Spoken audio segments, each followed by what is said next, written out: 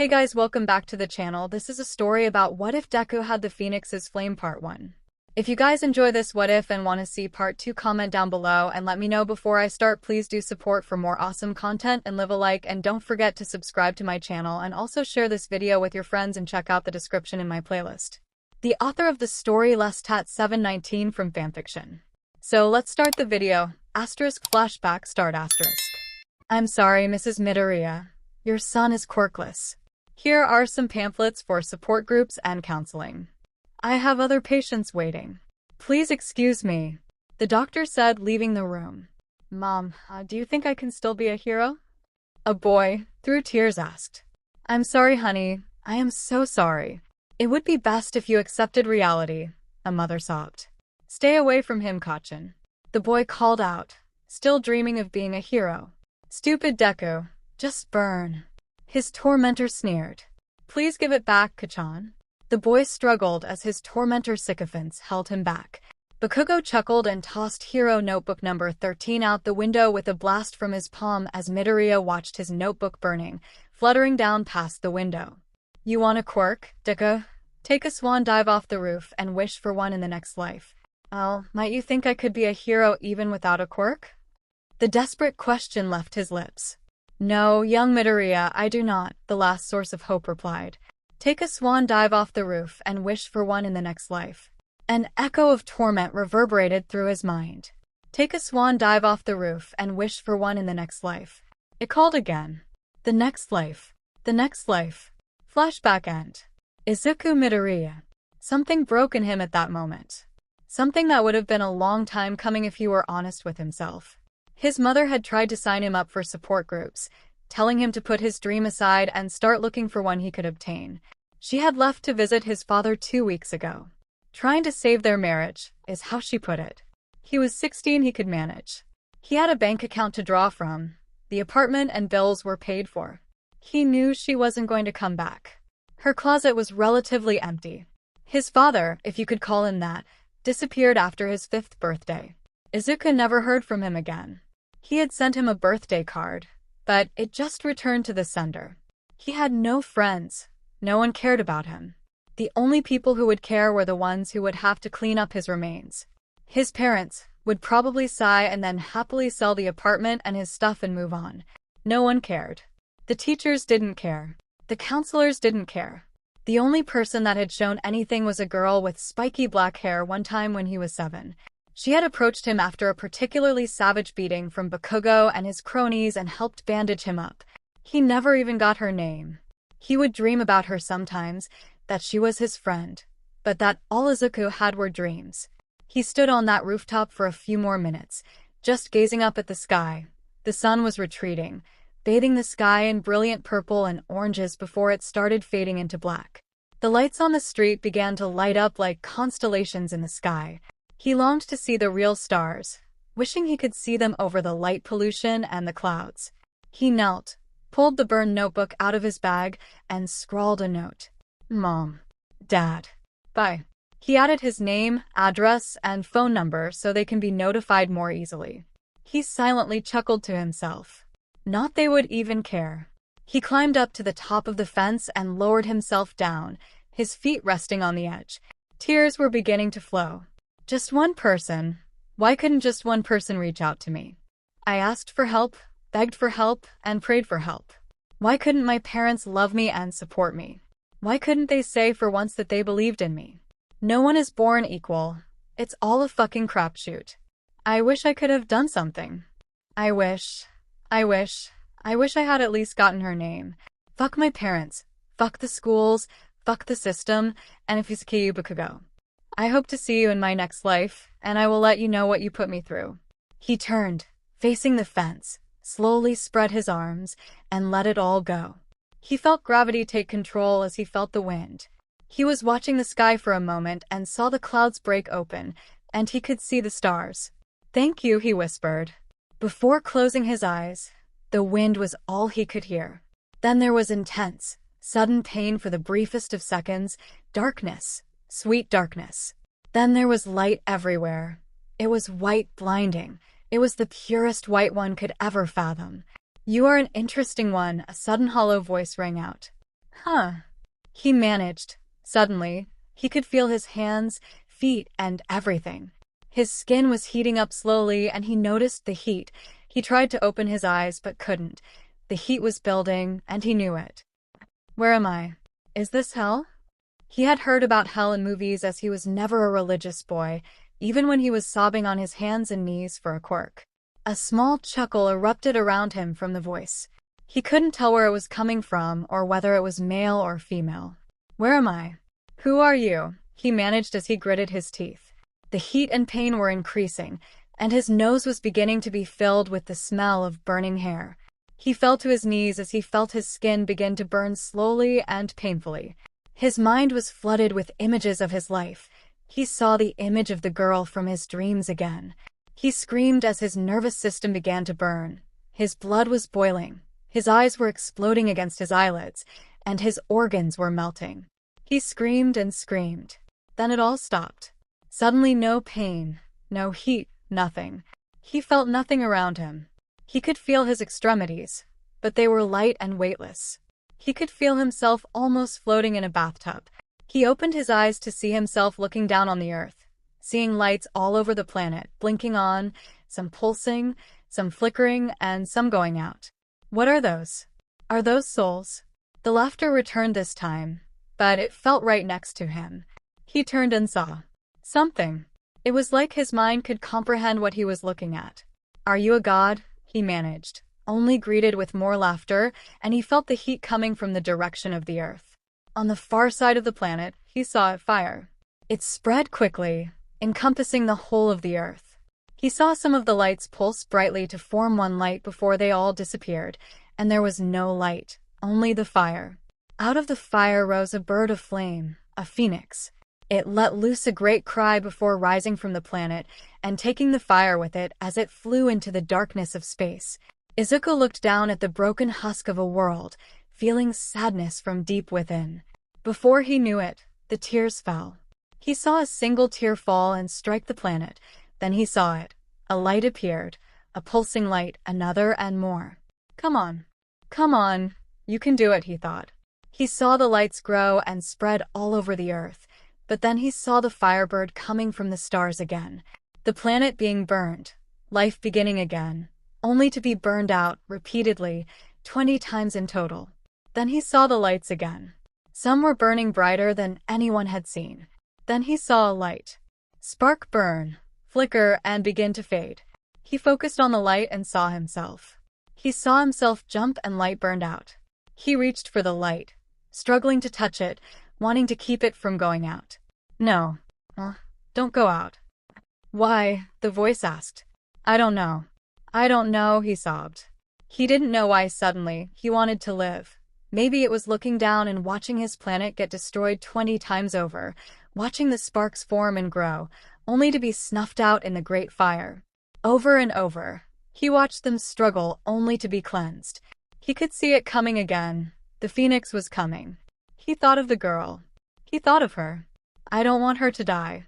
I don't know her name, but she was the only one who seemed to care. I want her to have a chance. You would attempt to stop the phoenix? You would attempt to stop me. Izuku whirled around. There before him was the bird of flames. Yes, he said. You can't. It rushed through him, and he felt himself burn again as it touched down upon the world. No, why? Why do you do this 20 times? Why do you keep doing this? It has to be done. It needs to be purged. Maybe they will get it right in the next life. No, please stop, not now. What are you trying to accomplish? Evolution and advancement have come close but always falter and stagnate. Hundreds of years, they have been given after the gift's arrival. They have squandered it, wasted it. Now it must be purged. From its ashes, it will begin again. Maybe they will get it right this time. They just need someone to show them the way, bring about change, and give them a chance. They need a chance, he pleaded. And who will show them? Who will lead them? Who will rise? I will just spare them, please.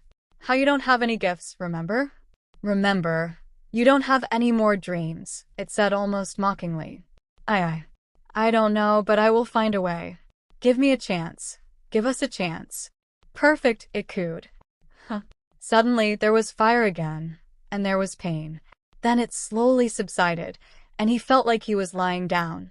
The floor was hard, but his head rested on the most sublime surface ever. His eyes fluttered open, and he looked down at him, the most beautiful woman he had ever seen. The most vibrant and brilliant head of red hair and green eyes, perfect pale skin, and he had his head in her lap. He was surprised in many ways. He didn't stutter. He didn't freak out. "Who are you?" "Hello, Izuku," she said as she gently tucked some of her hair behind her ear. "My name is Jean Grey." Izuku and Jean. "Hello," he said, calm, almost cold. He knew somewhere inside his mind that he should be freaking out on many levels. He was lying on a girl's lap. A beautiful girl's lap. She had even done the hair tuck like his books. He couldn't talk to girls. Hell, he couldn't talk to anyone. But why wasn't this bothering him so? Why was he so calm? Why couldn't he stand up or move or anything? Why was she so damn warm? Why can't I move? And why am I not freaking out? And not to complain, why are you holding my head in your lap? She chuckled and gave him a dazzling smile that should have broken him, but instead, his emotions didn't flare up. 1. You can't move because we are not allowing you to. 2. You are not freaking out because your emotions are being dampened. 3. You had this image thousands of times, wishing to experience it once, so I gave it to you. We. Yes, Phoenix and I. Are you two different beings or people? Yes and no. I am, or was, a host for the Phoenix Force, one of its favorites. What you see here is an echo or a member of the person that was Jean Grey. Do you remember when you tried to look at the voice and your mind could not comprehend what you saw? Yes. That is the true visage of the Phoenix. The firebird you saw is a physical manifestation of that, shaped by reality when we enter it. I am a way for us to talk in a way that your mind can understand. How can you expect a mortal mind to comprehend the infinite? So what happens now? As of right now, your body is cocooned inside your home being rebuilt. His mind began to race in a small moment of panic before that soothing feeling started again. Why am I being rebuilt? You're dead, she said in a simple matter-of-fact way. You threw yourself off a building. Yeah, you're right. So couldn't you resurrect me? Smiling, yes, we could. But your body is not suited or ready for us. You wanted and dreamed of being a hero, but you did nothing to accomplish that goal except dream. No exercise, no training, nothing. Well, except analyze quirks like a madman. If he could have blushed, he would have. But no one believed in me. I didn't have a quirk. And, she replied coldly, you think just because you have a quirk that all of a sudden everything is easier? That they don't have to work hard to make it better to control it? Images began to flood Izuku's mind. He saw Bakugo exercising and practicing. A girl with green hair and a frog quirk ran through a forest, jumping and using her tongue to lash out and hit flying targets her younger siblings were throwing around. Another girl with short brown hair floats around an abandoned building while touching objects, making them float and fall before she comes to the ground and throws up before beginning again. A boy, his face scarred with white and half-red hair, was sitting in a training room with ice all around, freezing the boy over as he continued to push and push. The images of kids, teens, heroes, and even villains practicing and training came faster before showing him his one-time favorite hero, All Might, in a gym, practicing and practicing for hours. A quirk is great, or it can be if you know how to use it and train how to control it properly. But are all the hero and villain fights you see? Are they just using their quirks, running, fighting, or doing other things? He just lied there, and he knew she was right. Yes, he had been born quirkless, but he never did anything but wallow and did not try to improve or better himself physically. You never fought back. You just let him beat you down repeatedly. You tried to jump in and save others sometimes and then just let him beat you. If you're going to go down swinging for fuck's sake. You saw those lights gather to struggle against the flame of the Phoenix. Even if they knew it was hopeless, they still fought. Izuku wanted to cry. She was right. She was so damn right. He didn't do anything, didn't try to exercise, worked out to get stronger, didn't try to join a dojo, or even watched videos online to try and learn how to fight. He would take his beatings as that was his lot in life. He was precisely what Bakugo had said he was, Deku. Bakugo had helped beat that into him, but Izuku had never tried to improve his lot. I never took any steps to do well jack shit. He was angry. He could feel the anger. It wasn't muted like his other emotions. Yeah, he suffered and he was treated poorly, but he never did anything. No recording videos of the assault and taking them to the police. Nothing, just covering for that piece of shit 𝗵𝗃𝗀𝗁 all the time to his mother. No wonder she is fucking left. Could she have done better? Yeah, but he did nothing to help himself. He suddenly paused, noticing the anger, and looked up at Jean. Why can I feel this but not the embarrassment of my head in your lap? Because I am blocking the emotions that will hinder this conversation. So what now? What happens now? She smiled with the warmth of a mother, looking down on her son for the first time. We are going to rebuild your body. I am going to train your mind, and you are going to rise from the ashes because you are the phoenix. Either you will lead this world to change or bring it down in the fires of rebirth. This world is on the brink. I know you can see some problems, but there is more out there. Your mind is brilliant in some regards, but we will train it. I was chosen to lead you down this path because I was a type of hero in my time. I fought to save the world, the galaxy, my friends, and my loved ones. I also made mistakes and destroyed an entire solar system. I failed more times than I could count, but I know that I made a difference in the end, and that is all that mattered. Izuku saw flashes, a school of other strange people with different quirks, fights, tears, death, rebirth, lovers lost and lovers found. The world raged against her and her friends, and they fought to save them anyway. A world that hated them, loved them, and hunted them. They were driven to the brink of extinction only to rage back. Mistakes were made, and forgiveness was taken for granted. Love.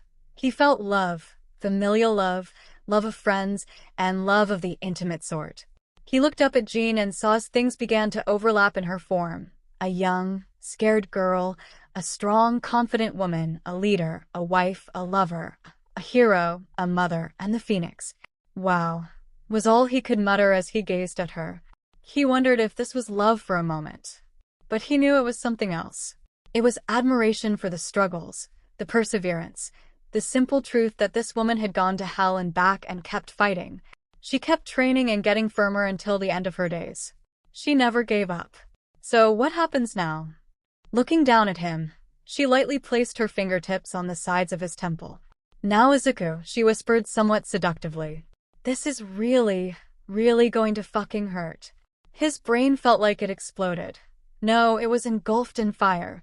He screamed out once before it all went dark. 𝗵𝗃𝗁 stepped onto the streets of Mustafa, exiting from Infinite Arcana Electronics with a small bag in her hand. She was bouncing in excitement to get this tiny bugger home. The latest processor is the Infinity X69. Usually, she would build her stuff with the scraps she would collect from 𝗃𝐽𝐵 Beach and some other scrap sites she had found. But not today. Today was special. The mysterious Infinity was the absolute best. His tech was beyond everyone. She had saved for this little thing and would take it home to reverse engineer it and make her babies even better. Nothing was better than making babies. She couldn't wait to get home. Pausing, she looked up at the sky, wondering if she needed to grab an umbrella. She usually wouldn't bother but had to protect this piece of precious tech until she could disassemble it. Her quirk kicked in. She could tell there weren't storm clouds, so she was confident she would be safe. It was then, as she was zooming out, she saw it, or more importantly, she saw him. A boy with messy green hair had climbed the fence of the Irozu building. "Oi," she screamed. "Don't do it, don't jump. Help! We need a hero or something." People around her stared as she ran. Then she saw him drop a slight smile on his face, and she screamed louder. Running across the road, she didn't notice how close she came to being ice-guyed, thanks to Trucken. Darting down an alley to get to her target, she lost sight of him, frantically pulling out her phone and calling the police. As she burst from the alley, sure of the view she was about to see only to see nothing. Nobody, no boy flying away, no hero swooping in to save, nothing but ash falling into a pile where the body should be. She stumbled across the street, narrowly avoiding traffic in her daze. Reaching the bank, she pulled a vial from her pocket and scooped up a sample. As she examined it, she could tell it was ash, warm still. It took a moment until the sound from her phone and the emergency operator on the other end began to bring her back to reality. "Never mind my mistake," she said as she hung up her phone. She looked at the sky above. 𝗵𝗲𝗧𝗵𝗲. Ms. 𝗵𝗲𝗧𝗵𝗲 was sitting in the satellite building of a boardroom for her parents' company in Mustafa, listening to her father talk to someone named Sylvia from Infinite Arcana. Sylvia, as she was learning, was the CEO of Infinite Arcana. The two CEOs were finalizing a deal that would be a big boost to 𝐒𝐬𝐢𝐳 Corporation, the corporation that her parents were grooming her to run. The corporation she didn't want to run. She had different ambitions. She wanted to be a hero. Her parents were not happy. She had managed to convince them to let her apply in a few years, if only that it would add a boost to the company and family if their future head were also, in fact, a pro-hero. After all, if your company is known for its support gear, what better advertisement could you get than the pro-hero and CEO Creati using those very inventions to save lives? She knew her parents loved her, but she was the only heir. Her mother was forced to have a hysterectomy shortly after Momo was born. It was deemed a miracle that she was born in the first place. Complex conception, difficult pregnancy, and incredibly difficult and dangerous labor. So, there was no second child to carry on the legacy. So, it was her responsibility. She knew her quirk was robust and versatile, being able to create pretty much anything as long as she knew the chemical composition was, to put it simply, extraordinary. This was how her family had risen to such great prestige. Her distant ancestor was said to have a similar quirk back when quirks first manifested. Now, here was Momo expecting to carry on into the future. She wanted to help people, save people, and be someone that people could look up to. A long time ago, she helped a boy in the park after some bullies had beaten him up. She had happened upon the scene after the fact. All she had done was make some simple gauze and help the poor boy, but the look of gratitude he had given her cemented it at once. She wanted to be a hero. She never got his name. Momo was, in fact, lonely. She didn't have many friends. Well, real friends. She went to a prestigious academy for the rich. After learning an unbelievably valuable lesson in middle school about girls using her to increase their social status, and her first boyfriend being a shallow douche whom she heard talking to his friends about how he was going to score with the rich girl. Puberty had hit her like a bomb. She was tall, curvaceous, with large breasts and great skin. It wasn't easy. She sighed quietly and thought about calling her only true friend Melissa tomorrow. Melissa was an exchange student, and they had hit it off when Melissa transferred to Momo's school for a semester. Melissa was quirkless and the only daughter of 𝗬𝗲𝗄𝐿, the genius inventor for 𝐼𝐺𝐿and. But she was brilliant, fearless, funny, and genuine. They had stayed connected and had even been to see each other a few times. She was lost in thought when suddenly, she saw a body fall through the windows. She screamed. Somebody just jumped off the roof. She stood bolting out of the office, leaving her father and Sylvia stunned for a minute. Her father quickly excused himself from the meeting, allowing his secretary to reschedule. The guards outside were in a momentary shock but soon chased after their young mistress as she shouted, "Instructions!" Reaching the stairs, she yanked them open and raced downstairs, discarding her heels. The guards began yelling into their radios while one followed the Momo, and the other ran to the roof. She burst from the side exit and hit the street, bracing to see a body of some sort. But she saw nothing before she was a pink-haired girl with crosshair eyes standing near a pile of ash, looking up at the sky. "Did you see them, the person who jumped?" she yelled at the girl. She ran up to her, trying to get her attention as people on the street stopped and stared at the sight. The pink-haired girl turned to her, and whatever daze she was in seemed to disappear. "Yeah, I did. It was a boy. He had green hair. Then what happened?" "I don't know. I got here and I didn't see anything, nobody. No one flying away. No heroes. Nothing but this pile of ash where he should have landed." Momo looked down at the pile. She could feel the heat on her feet through her stockings, realizing she was barefoot. Security came dashing to her side. Her father and more security emerged from the main entrance, looking around before he approached his daughter, demanding an explanation. As Momo was trying to explain, her father, while not saying anything, had a look of disbelief on his face. The pink-haired girl standing there turned and spoke. "She is not lying. I saw it too. I was over there." She pointed to the alley. "I was on the street over, and I looked over and saw him fall. I even called the police. She is holding her phone up as evidence. When I got here, all I saw was this pile of ash, though, which is weird because it's not dissipating. And it's still warm. How could you have seen it from way over there, young miss, if you don't mind me asking, Momo's father said. The girl pointed to her eyes. My quirk lets me see fine details like a super zoom function. I was looking at the sky to see if it would rain when I was zooming out. I saw him fall. A sudden wind wrapped around them, and the ash spiraled into the sky and dissipated. May noticed that it wasn't actually dissipating, but instead just disappearing. One of the security officers leaned in and whispered into Mr. Yaozu's ear. Momo noticed he looked puzzled before asking the officer to have security start reviewing the footage immediately. Father, what happened? We should probably discuss this inside. He turned to the pink-haired girl. Miss? May turned to him and seemed to notice him for the first time. Oh my god, I am 𝗵𝗃𝗧𝗵𝗲. Jumping forward very abruptly. You're Mr. Yaozu. Gee, I don't have my babies with me, 𝗵𝗃𝗧𝗍𝐿. She roared, grabbing her hair. Babies? Momo and her father exclaimed, looking around suddenly. I should run home and get them. You will love them. Then you can hire me on the spot. No UA for me. UA? You're planning on going to UA as well? Momo asked. Are your babies inventions? Yup. Oh. Her father stepped forward. Miss 𝗵𝗃𝗧𝗵𝗲, was it? This is not quite the time. But why don't we step inside, and we can set up an appointment for you later. May seemed to buy that logic and stepped inside. Momo leads her to the conference room, saying he will join them shortly. The inventor and the heiress. May followed Momo with a spring in her step into the elevator, reaching into her pocket and pulling out the vial with the ash. Momo took a moment to turn from the girl and make a new pair of shoes. May saw the glow and immediately pressed forward, invading the heiress's space. Holy cow, is that your quirk? You can make shoes. No. Momo stammered momentarily, not used to strangers invading her space like this. I can use the lipids in my body to create almost anything as long as I know the molecular structure. Are you fucking kidding me?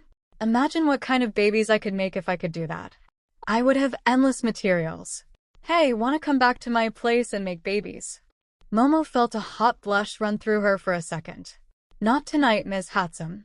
Visibly disappointed, May's shoulders shrunk in momentarily before exploding out. May, call me May. Then how about? The elevator doors opened, and Momo was never so happy about such a thing before.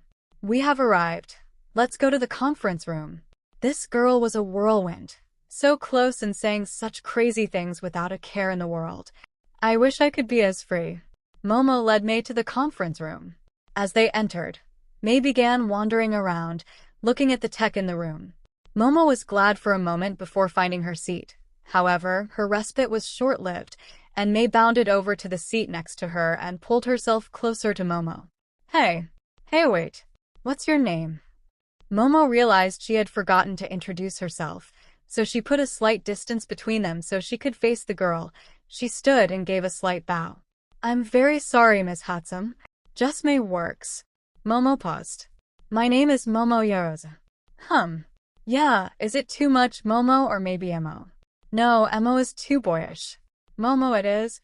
Part of Momo was slightly offended by this sudden declaration to call her Momo or Emo. She barely knew this girl. Yaozu works as well. Nope, too long. It's Momo. Oh, I should go. I need to get 𝗵𝗃𝗧𝗵𝗲𝗍. Go home and comb my hair. Yeah, that's the ticket. Wait, May. Momo couldn't let her leave yet. You haven't had a chance to schedule an appointment with my father yet. Damn it, you were right. Hey, what's your number? My number? Yeah, your phone number, so we can have you come over and make babies. She was like an overly excited puppy on caffeine and sugar. Before anything else could be said, the door swung open, and in walked her father with a few security members. One member slid a few forms in front of Momo and May. May, if you would be so kind as to fill out a statement for us. I don't want to. Well, then you are free to go. But I'm afraid I won't be able to make an appointment with my secretary if that is your decision. May looked across the table at the man before scrunching up her nose and grabbing the paper and the offered pen. She started to scribble down her statement. Momo glanced at her father. Seeing him nod to her, She began to do the same. Did the cameras find anything? No. Momo knew he was lying. There had to be something as they finished the statements. Her father's secretary came in and made an appointment for May in 2 months. Her father had Momo escort May downstairs. As they were in the elevator, May kept trying to get Momo's number so they could make babies.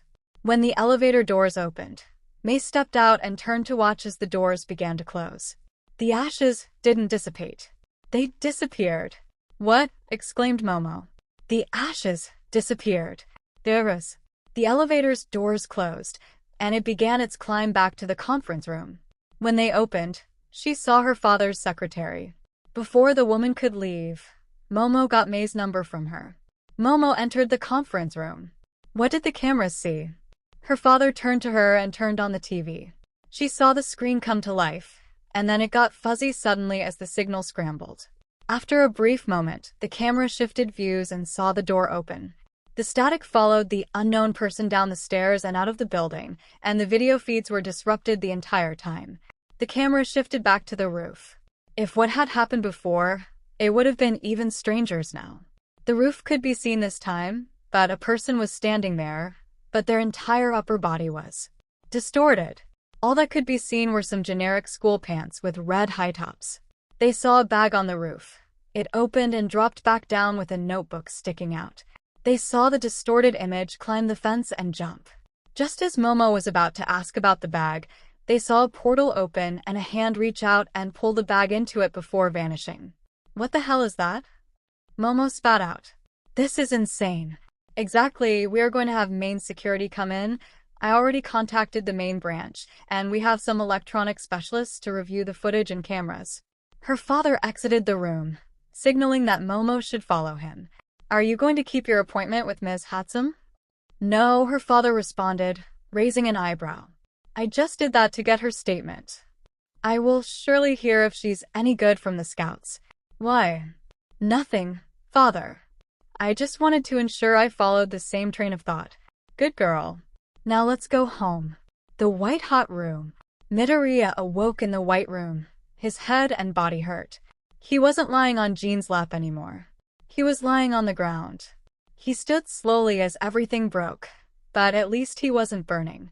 He was alone. He just stood there, and then the pain began to fade. He looked down at himself. He was naked. Holy shit, what is going on?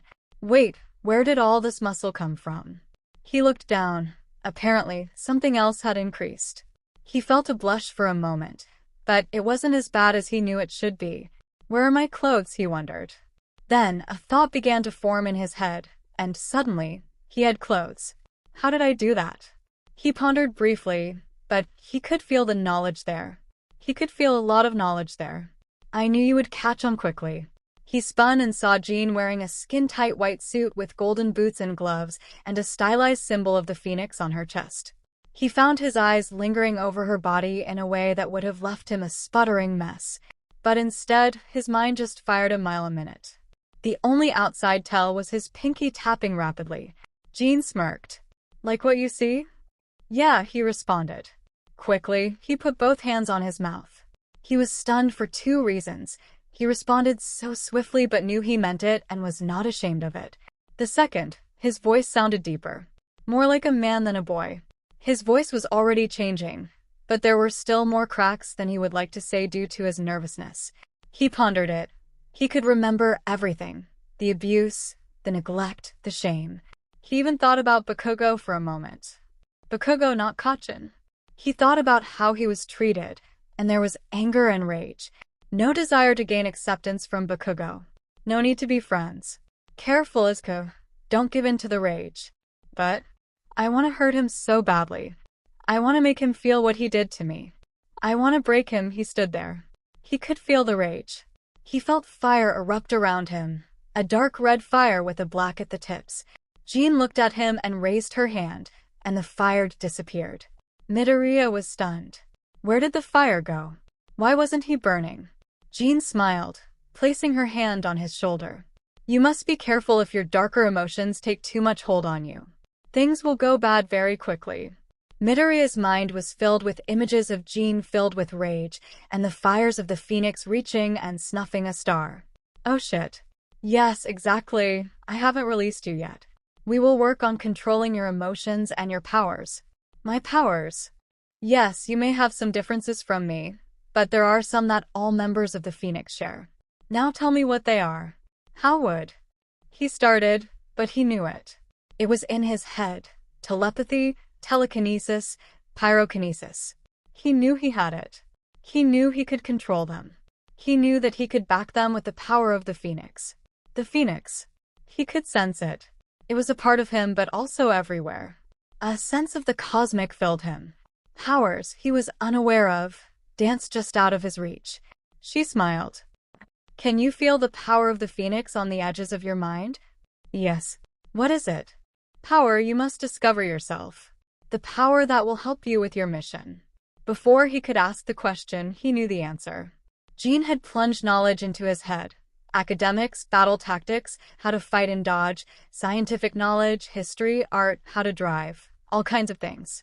His mind hurt so much, and he was engulfed in fire. So I just need to learn to control my emotions, he asked as the fire and pain subsided. No, you need to understand and deal with them. If you only lock them away, you will explode and destroy everything. And you will need to learn your powers. You know them but need more practical experience.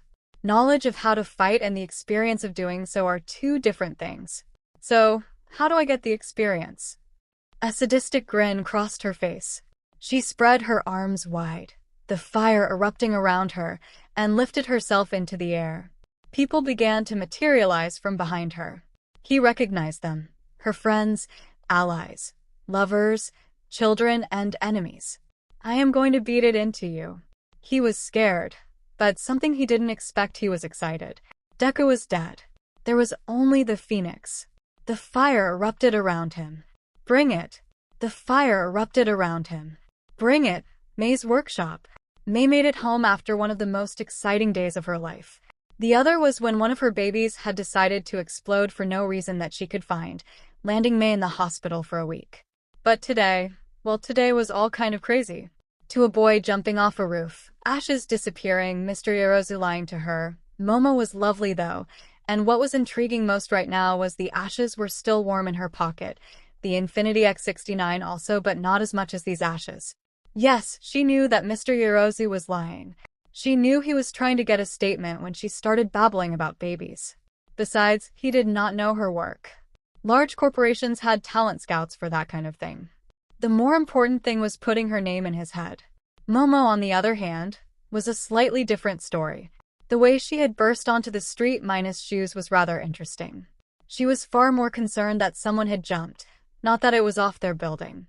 While May didn't get along with most people due to her personality, she wanted to help society. She enjoyed creating things, not only to help heroes, but she even made something for everyday people.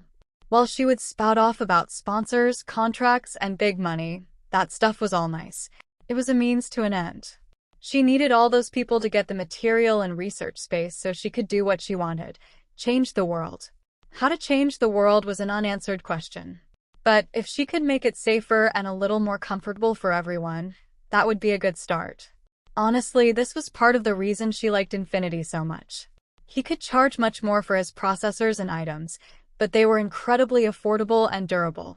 Yeah, he was rich as fuck, but no one knew what he looked like. He still needs to graduate from UA. He was from England. He had graduated from the University of the Black Dragon, and they had no photo of him listed. But that was neither here nor there. She pulled the vial of ashes from her pocket and stared at them for a minute. She needed to have the proper tools to analyze them. But she could fix that. She chuckled. Now, this might have been easier if she had managed to catch Momo's interest enough. But if not, she could still do it on her own. Tomorrow, she could start hitting the scrapyards to dig up supplies. But that was tomorrow May's problem. Tonight, May's concern was exploring all the wonders of the Infinity X69. She began to drool and found heat to flood her stomach and lower even. I wonder if this is what it is like to be in love, she mused aloud. She felt like this every time she worked on her babies. That is why she called them that. The act of designing them, foreplay, assembly, sex, hence making babies. She was worked up and ready to go. Sitting down at her workbench, She pulled the 𝗧𝗵𝗲 out of its bag. "𝐻, you sexy bitch. You're going to get it. Now show mama all your dirty secrets. We are going to do it all night." May was true to her word, and they went all night through the next 3 days. Till May passed out from lack of sleep, the 𝗧𝗵𝗲 was a naughty little minx and would not give up all her secrets so quickly. May knew this would be the most significant case of edging in history, but oh, she couldn't wait. Returning to the castle, 𝗵𝗲 rode home in silence. She spoke with her mother briefly before heading to her room. Today was a day and a half. She stripped as she walked to her private bath.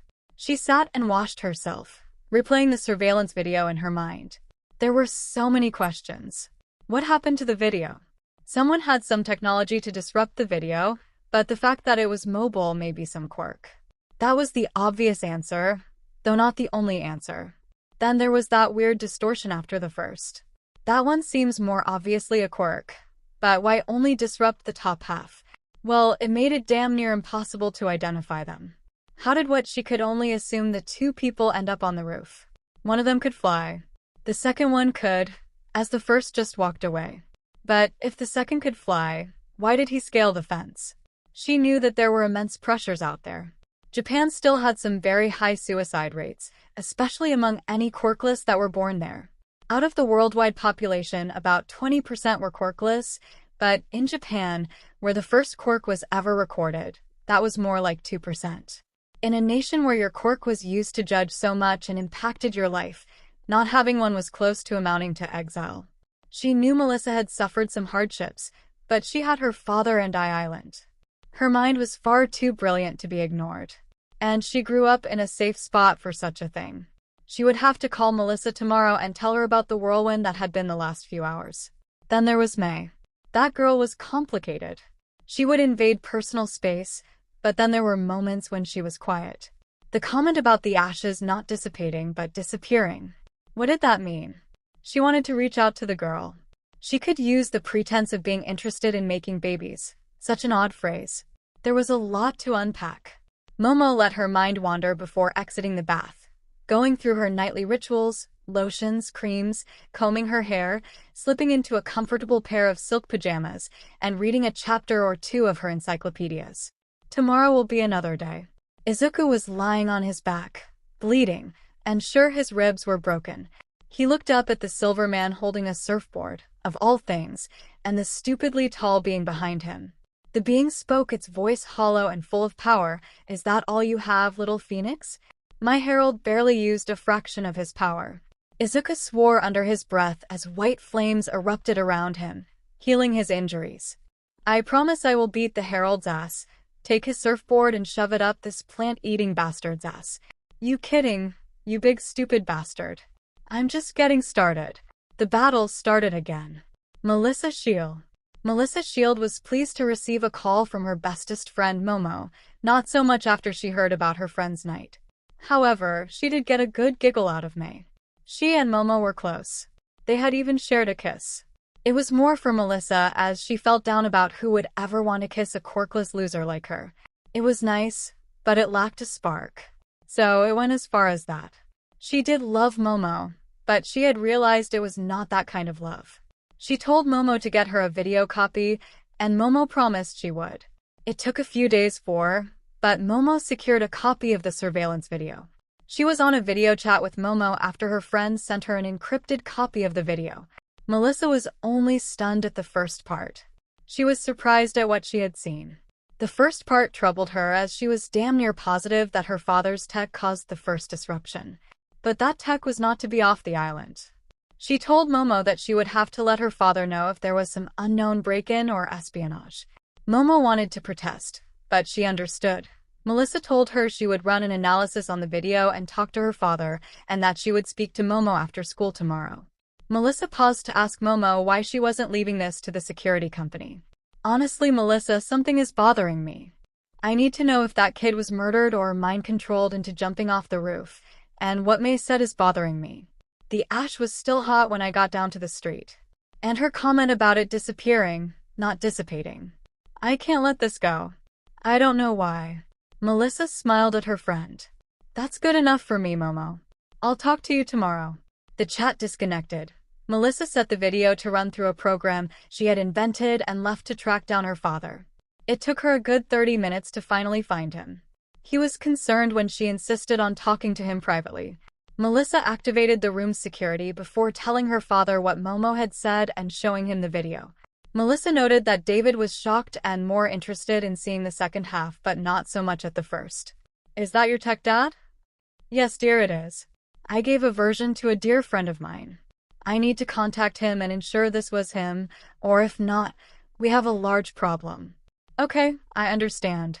Melissa knew her dad wasn't about to say anything further about this mystery person running around with her dad's tech. "You will let me know if it was your friend so I can ease Momo's mind?" "Yes, dear, I will. Please let me know what your analyses show up." Of course, with that, Melissa left. When his daughter exited the room, he immediately contacted his friend. "𝗓𝗵𝗲. Hello, David. Nice to hear from you." "Why, yes, I am in 𝗧𝗵𝗲. Yes, I do believe that I was on top of 𝐒𝐻𝐢𝐳 tower. Was someone with me?" "Yes, David. How do you know all this?" "What, he jumped?" "David, I have to go." "Yes, I understand. I will call you back." "Do you think that I can be a hero too?" "No."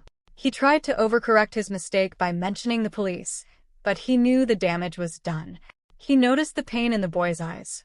He didn't even make sure the boy was okay. The worst part was that it took him a minute to remember the boy's name, Izuku Midoriya. He immediately dialed a number on his phone. "Hello, 𝗵𝗲𝗧𝗏, sorry to bother you. Please look into something very quickly. It's important. Was there any report of someone jumping off the 𝐒𝐻𝐢𝐳 tower in 𝗧𝗵𝗲 on Monday evening? Second, I need the home address of Izuku Midoriya, which is in the same prefecture." "Yes, I'm sorry, old friend.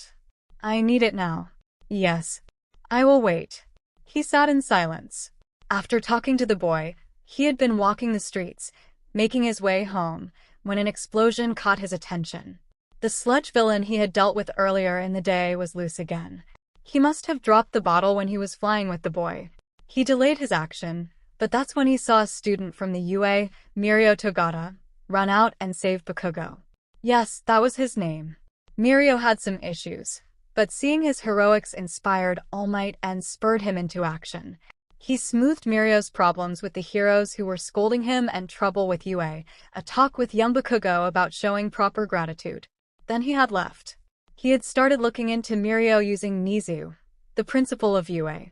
It had even led to him talking with his one-time sidekick, Night Eye. It turned out Mirio caught Night Eye's attention, and he was about to come to 𝗓𝗵𝗲 about Mirio being his successor. "No, yes, 𝗵𝗲𝗧𝗏, I am still here." "No report, huh?" "It was just a 911 call that was cut short. Can you follow up on that for me?" "No, I will explain over dinner on Sunday." "Yes, please send that info over." The call ended a short while later, and there was a beep with the info he wanted. He was glad there was no report, so maybe David was mistaken, but he had mentioned the video. He would have to look at that later, but first he had to check on the young man and apologize for his harsh words. He walked out to his truck and drove to the boy's home. After the short drive, he exited and went up to the apartment. "It's a good neighborhood, but not the greatest," 𝗓𝗵𝗲 noted. What he needed to prepare for was the woman that opened the door. Jean Grey. Standing there was a beautiful red-headed woman in her early 20s, American, with green eyes, smooth pale skin, relatively tiny green shorts, bare legs, and a very form-fitting black tank top with the words "Burn" looking to be written in fire across her noticeable chest. 𝗓𝗵𝗲 was used to encountering rather beautiful women in the hero business. He was friends with Midnight. But something about this woman screamed life, vibrancy, and sex. She was fire, and he was a moth. All his years of hero training kicked in before he spoke. "Hello, Mississippi. My name is Toshinori Yagi, and I apologize for dropping in so unexpectedly. I was looking for Izuku Midoriya. Is this his home?" "Yes, but I'm sorry Izuku can't come to the door right now. He is very sick. He caught a terrible cold a few days ago. I'm a friend of the family visiting from America, so I am taking care of him till he feels better." "How do you know him? And what brings you by so suddenly?" "Of course, Ms. Grr. Ms. Grey, you see, I bumped into young Midoriya a few days ago, and I'm afraid I may have said something that injured the young man. It has been heavy on my mind, so I wanted to come apologize to him." "Oh, you are the asshole that told him he couldn't be a hero, right?" All Might was taken back. Why yes, Ms. Gray. I wanted to come by and apologize for that. Well, I will let him know. But you can just fuck right off. Now, Ms. Gray, I know I was harsh, but I don't think. Jean cut him off. That's true, you didn't think. Now Mr. Yagi was it. I don't care, Izuku is very important to me, and you hurt him. I will pass your message, and if you have a card, I will let him decide if he wants to call you. But other than that, I would rather you remove yourself from the doorway and give your platitudes to someone who might give a shit. She held out her hand, and All Might handed over one of his cards. Before he could say anything, the door was closed in his face. He turned and made his way back downstairs. Well, that could have gone better. I hope he calls so I can apologize. In the apartment, Jean burned the card in her hand before disappearing. Izuku was breathing hard and bleeding. How the fuck was this short, hairy guy with claws giving him so much damn trouble? He had defeated an Eater of Worlds, and now this guy was giving him all sorts of difficulty. Well, bub, you going to stand there and bleed or come get some? He was going to pluck every piece of hair off this bastard. Momo was glad to hear from Melissa that it was, in fact, her father's tech, so that was some relief for the first part of the video. The problem was that her dad would need to provide details on who that person was. The only reassurance was that they were a friend of her father. Melissa's program had been running for a week, and she still couldn't make heads or tails of distortion in the second part. Nothing was cleaning up the image. Her company needed more success, too. So here was Momo sitting in her room at the end of another week of school, having had to deal with 3 confessions and 1 attempted serenade at her gates. She was looking at her phone and chewing on her thumb. A single thought came to mind. 𝗵𝗃𝗧𝗵𝗲. Taking a breath, she fired off a text. Momo, hey maid, this is Momo Yaoyorozu. Do you want to get together tomorrow? I would like to see some of your inventions. Momo? Momo, tomorrow is fine. Come over whenever we can make some babies together. The user has sent their location. Momo, I am unsure about making babies, but I would like to meet with you nonetheless. Sure, tomorrow is fine. Momo sighed. The trip had gone easier than she expected. Her parents were flying to America to meet Sylvia from Infinite Arcana so that no one could stop her. David's shield. Meanwhile, on Island, Melissa's computer had finished running its program. But I did not alert Melissa. It instead alerted David, her father. David was awakened by the sound of his alert message going off. He grabbed his phone and was stunned for a moment. Cosmic radiation detected. He sat up quickly, rubbing the sleep from his eyes. Oh shit. He immediately pulled up the report and began to read it. This is the video that Melissa was analyzing for that Momo girl. He immediately activated the security in his room with a button. And he pulled a separate phone from a secret compartment on the nightstand next to his bed, dialing the only number in the phone. Hello, Mr. Freedom. We have a problem. Cosmic radiation has been detected. Yes, sir, from a video that was recorded in 𝗵𝗃𝗧𝗵𝗲. Yes, sir. I am aware. I will send the file right away. No, sir. No, sir. No one else knows. Yes, I will make sure. Hanging up the phone, David was sweating. An Omega-level threat had made contact on Earth, and his daughter and her friend were trying to chase it down. Veronica, a beautiful woman's voice, responded from the ceiling. Yes, David. Full containment protocol. Please send me all the messages from my daughter and her friend Momo Yaoyorozu for the last 2 weeks. Falsify her scan on the video. Alert Infinity. And give me all the feeds you can around Yaoyorozu Tower 𝗵𝗃𝗧𝗵𝗲. Track and correlate with All Might's blur unit. Send a message to King as well. Yes, David. Messages are ready for viewing. A false report has been sent. Feeds will be ready in 1 hour. Infinity and King have been alerted. Thank you, Veronica. Continue monitoring Melissa and alert me to any conversations. Yes, David. Then artificial intelligence went silent. The inventor and the heiress. May was staring at the reading from her ashes sample. What the hell is the radiation signature? I have never seen anything like this. I could dive into the international database. Momo, hello May, I am outside. May looked at her phone and skipped to the door to let Momo in. Hello May, I brought you some cookies. Cool, come on in, let's make some babies, as she shoved a cookie in her mouth. This is good, as crumbs fell everywhere. Momo blushed slightly as May approached the gate to let her in, wearing overalls with no top or bra. May, Maybe you should put on a top. Why? Yours are bigger than mine. We are girls with the same equipment. Momo just sighed and entered the workshop. It was dirty, and burnt metals smelled in the air. There were scorch marks everywhere. Several empty fire extinguishers. So, why are you here if you're not here to make babies? May said with no hint of playfulness. Momo's head snapped to attention at May's sudden shift in tone. She looked at the girl with her overalls hanging down and slipped a red tank top on. I just thought I would come over to see your inventions. You know, for your meeting with my father, so I could give you some pointers. You mean for the meeting that's not going to happen? What makes you say that?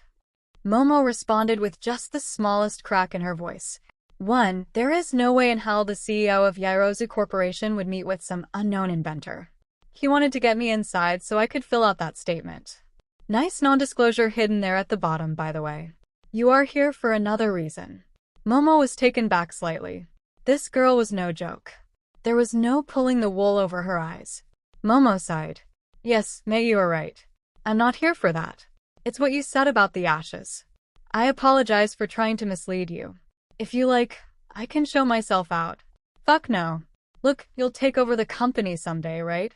That's the plan. Then I can just show off to you. But first, I want to make a deal. What is it that you want? I need you to make some materials. I have been trying to analyze those ashes and know what I need. I don't have the right equipment to do it, and I can't salvage what I need, so that's where you come in. You help me, I share my results, and when you take over, if I have impressed you enough, you hire me, and I get to make the greatest babies the world has ever seen. Momo thought about it. It was essentially what Momo wanted, aside from supplying the materials part. Fine, but tell me what you use the materials for. And if I disagree with their purpose, I am not obligated to supply them. That works. Now, what do you need and why? May began to lay out her plans for the spectrometer she would need to continue analyzing the ashes. She showed Momo her notes and what she'd come across so far, including the strange radiation readings and the fact that they were still radiating heat. Also, she would need a better microscope because, despite her quirk, she couldn't get in deep enough to see the ashes on a cellular level. She also needs some material to upgrade her computers because trying to run the analysis also killed those. Momo thought about it. Then she pulled out her phone and gave orders to someone for massive amounts of food. What's that about? As I told you, I use the lipids in my body to make things. Some of the things you are asking for are complicated to make, so I will need food if we do this. Oh yeah, Momo, let's make some babies. They started going over May's notes more in depth about the ashes and bouncing ideas off one another as Momo began to make some of the simpler components for May. Momo had to ask, however, what did you mean that they didn't dissipate the disappeared? May thought for a moment. When something dissipated, I could see its breakdown, but the ashes simply blinked like a spark going out. It was small, but I could see it. Have you seen it since? No, but I have been cautious about containing the ashes. I have only lost about 20% in testing so far. It's not a big sample, so I want to ensure I have the right stuff this time. The two talked as the food arrived, and then things went into overdrive, making material while May started working and assembling the needed equipment. It was long and tiresome work. They still need to get 10% done today. Momo agreed to come by on Sunday. This continued for the next few weeks. Eventually, they had all they needed. Momo had introduced May to Melissa, and those two hit it off like crazy. Soon, they had a group text and everything. Momo had covered with her mom by telling her how she had hit off with May and was essentially scouting her for the company in the future. The time had finally come. It has been almost a month since the whole incident started. With Melissa remoting in, they began firing up the tests and were excited. The radiation that this stuff was giving off was entirely off the spectrum. It was new, and they had discovered it. Then they saw the sample begin to fade and disappear. They saw it blink out. May had been right. It was more akin to the flicker of a flame. The final test took almost a week to run. It would have taken longer if they hadn't hooked up the supercomputer on Island. There was some DNA sequence in the ashes. The girls were giddy with all this could mean. Momo decided to take May out to celebrate, as the final test still needed to be run. Momo was relatively happy. She felt she was making a new friend. May was excited about something other than making babies. Maybe this friend thing was all right, and Melissa was fantastic. May couldn't wait to meet Melissa and all the babies they could make. She was giddy. They had a nice dinner. Momo had a car pick her up while May had decided to walk home since they were only a few blocks away. When she approached her home, she saw the gate open and immediately knew something was wrong. She ran to the gate and could see the workshop garage open. Everything was gone. The computers, the gadgets, the notes, the links, everything. Her apartment had been tossed. Everything had just disappeared, almost like a fire consumed it. Momo hit the door and went for the laptop to check over the files that Melissa and May had sent, and the video and everything else were gone. Melissa accessed the mainframe and tried to check on the DNA sequencing, only to find the program wasn't running and no sample was found. She studied, and all the files were gone. The video, everything, and her email showed no communication between her and Momo or May regarding the subject. The girls called each other. It took them a moment to calm down and hear everything from the other. May was almost distraught. It would take her months to figure out everything that was gone. Melissa was terrified that someone had managed to hack into I-Island. Momo was upset, but then an unsettling thought crossed her mind. What if it was an inside job, Melissa? What do you mean no one else knew what we were doing? Are you sure? Responded May. Yes, I am positive. But you told your dad, added Momo. I did, but why would he? I bet you it had something to do with the radiation, May said. All three girls were silent. May broke the silence. Look, I got to go. I have to clean up and figure out everything missing. If these jackbooted thugs think this will slow me down, they don't know May 𝗧𝗵𝗲. I'll be by when I can help, added Momo. Maybe I can figure something out on my end, but I should probably go if it were an inside job. Then we have no idea who might be listening. The three girls all hung up, and a sense of dread crept over them as they knew they were being watched. May 𝗧𝗵𝗲 began the process of cleaning everything. It was several hours into the process that she noticed something. Everything taken so far was installed with Infinity X69, even the reversed engineering ones. Fuck that, she seethed. Izuku stood on the battlefield of his mind. Vanquished foes littered all around him. Who the fuck is next? A portal opened before him, and a tall man with purple skin and strange armor stepped out. He held up a gloved hand with strange stones embedded in it. With a snap of his fingers, hundreds of portals opened everywhere, spewing strange creatures onto the battlefield. I'm next, boy. Oh, for fuck's sake. The first official meeting. May, Momo, and Melissa were all sitting at a cafe in town. Melissa was in town with her father. She held out some unusual-looking phones to the girls. Okay, I got these all set up. Nothing is foolproof, but we should be able to talk on them without getting easily hacked. The other two took them and slipped them into their pockets. They had been trying to figure things out for months. Melissa figured out that whoever had accessed the mainframe was definitely smarter than her, and it had to be an inside job. She had talked to her dad, and she knew. She just knew he had lied to her face. Something in the pit of her stomach told her something wasn't right. A hacker was found on the island and arrested. Momo had the same experience with her father when she told him someone had hacked her laptop. May could file a police report, but no one was ever caught and charged. Her parents offered to have her relocate to be closer to them in Tokyo, but she declined, citing she was closer to UA this way and was making connections. She upgraded her security with the help of Momo, who provided materials where she could. Through this, all the girls became great friends, and now, with the new phones, they can talk more freely. They would use their regular phones to keep up appearances when they wanted to talk nonsense. They started talking about where they would be applying next year, and they all agreed on UA. Even Melissa was on board. She needed to get out of her father's shadow, and even more, it hurt her that she couldn't trust him. She knew he would fight her on this, but she was more determined than ever. May and Melissa would apply for the support course and Momo for the hero course. Once Momo and Melissa were out from under their parents, they vowed to discover what was happening. Till then, they would try to enjoy each other's company.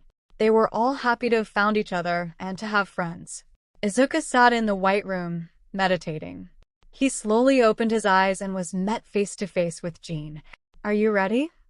I don't think I can learn anything else in here. How much time has passed on the outside? 6 months. Shit, have I been kicked out of school yet? No, I took care of it. How? Hello Phoenix, remember? Izuku chuckled. Is my body ready? Yup, just finished putting on the spinning rims and installing the sound system. Well, let us kick the tires and light the fire. In a nondescript apartment in 𝗵𝗲𝗄, a cocoon began to flake away, being slowly consumed by fire. As it faded out stepped a young man. Not a boy, but a man. He was 6 feet 3 inches and had a fantastic build that was broad in a good way, not like a muscle freak but enough that his shoulders tapered nicely into his waist. His muscles were cut and defined even without flexing, friendly tone to his legs. And well, he was proportionate. His long green hair was no longer this curly mop on his head. Instead, it was straight with a slight curl down to the small of his back. He felt a light flush to his cheeks, the room's coolness, his feet touching the floor. He took a deep breath. The air was familiar, almost comforting. He took a few minutes just standing there and breathing. The world felt new. He was new. No longer Deku, he was the Phoenix. So are you going to stand there freeballing it or put on some clothes, 𝗧𝗵𝗲? Izuku turned around quickly, seeing Jean. He almost covered himself. But then he realized that she had seen him naked tons of times during training, and she had been the one to sculpt this body. That thought gave him a slight blush that he could push away. He looked at her and realized he could see through her that she wasn't there. Did you think I would leave all alone? I hoped you wouldn't, but I figured it would be on me. Oh, it is. And I hate to tell you this, but soon I will leave you. This is your journey. You can always find me in the White Room, though. I'm just here to guide you a little. She would leave, he knew, but he was glad she was around for now. At least she was the closest thing he had to a friend. I highly doubt that any of my clothes will fit. Jean chuckled and pointed to piles of Amazon boxes in the living room. I got you. Besides, I saw your wardrobe, and yikes. Hey, I had a style of a sort. A shirt that says the shirt is not a style. You know. What day is it? Why, it's July 15th. Happy birthday, Izuku. He smiled and went to the kitchen, where Jean telepathically described what had happened over the last 6 months. All Might had come by, and Jean had told him off. She had called the school and taken control of a doctor to get a note sent to the school excusing his absence as he rehabbed from an accident. She had responded to some emails his parents had sent. They had half-heartedly asked if they needed to come home and help him. She dealt with them. She showed him that the UA would be instituting a dorm system. So when he got in, he wouldn't have to come back here again. There was also a scholarship program they could try and get into, so he could just tell them to fuck off. He liked that thought. He was thinking when his phone rang, and sure as shit, it was his mother. She told him that she had decided to make her visit with his father permanent. They needed to be together. She also told him that once he turned 18, they would sell the apartment, so he needed to prepare to make his way. He could tell she was shocked when he responded with a figured as much. Thanks for letting me stay till I am 18. He would ensure that everything was in order in a year as long as he received a small percentage. His father came on the line and said he would give him a small portion of the sale, but they were done. Izuku said deal and hung up the phone. That went according to plan. What to do now? Checking that it was, in fact, a Saturday, he figured he would get everything unpacked, clean up some, and head out. Monday he would go to school and test out so he wouldn't have to return. With any luck, he wouldn't have to see 𝗵𝗃𝗃 again. That should be fun, Izuku. Holy cow, that is a lot of Amazon boxes. How did you afford all this stuff, Jean? I didn't, your parents did. Remember that allowance and stuff. We didn't have to buy food for 6 months, and I also used your allowance. I could have just let you wander around naked. I'm sure Mrs. Yao would have enjoyed it before falling over from a heart attack. She is 80 after all. Yeah, giving old ladies heart attacks is not exactly what I had in mind for changing the world. So you said you were here to guide me for a little bit. What did you mean? Izuku was opening boxes and sorting clothes. He glanced over toward her. Emotions. I am here to help you navigate emotion. Hate to tell you this, I'm an empath. No shit. Then great, my work is done. Drop me a line in the room every once in a while. No wait. Gotcha. That was fucked up. But that is what I was talking about. The panic, the way your heart raced, everything. Her clothes vanished, and she stood in a sexy green lace thong and bra set with matching stockings. He felt his body react instantly. He had to stop himself from acting inappropriately. It was so bad that he called upon his empathy to control himself. She winked at him, and he had to redouble his efforts. That Izuku is what I am talking about. Her clothes changed again to a nice pair of jeans and a t-shirt. You are the Phoenix now. While I was able to train you in the White Room on how to fight, tactics, feed you knowledge, and situational training, it's the emotional aspect that has to be experienced, or if not. His mind was filled with Jean in a dark red version of her Phoenix outfit and the destruction of a star. With your connection to the Phoenix Force, your emotions are heightened to an extent, so your immediate reaction is beyond what you would typically have done. While lust is a powerful trigger, you must be wary of anger. Izuku had composed himself somewhat. The image made him shudder. As the Phoenix, we are a representation of life itself, of rebirth, of change. We feel emotion very strongly. Love, lust, and anger. It can overwhelm us, leading to great and terrible things. She continued.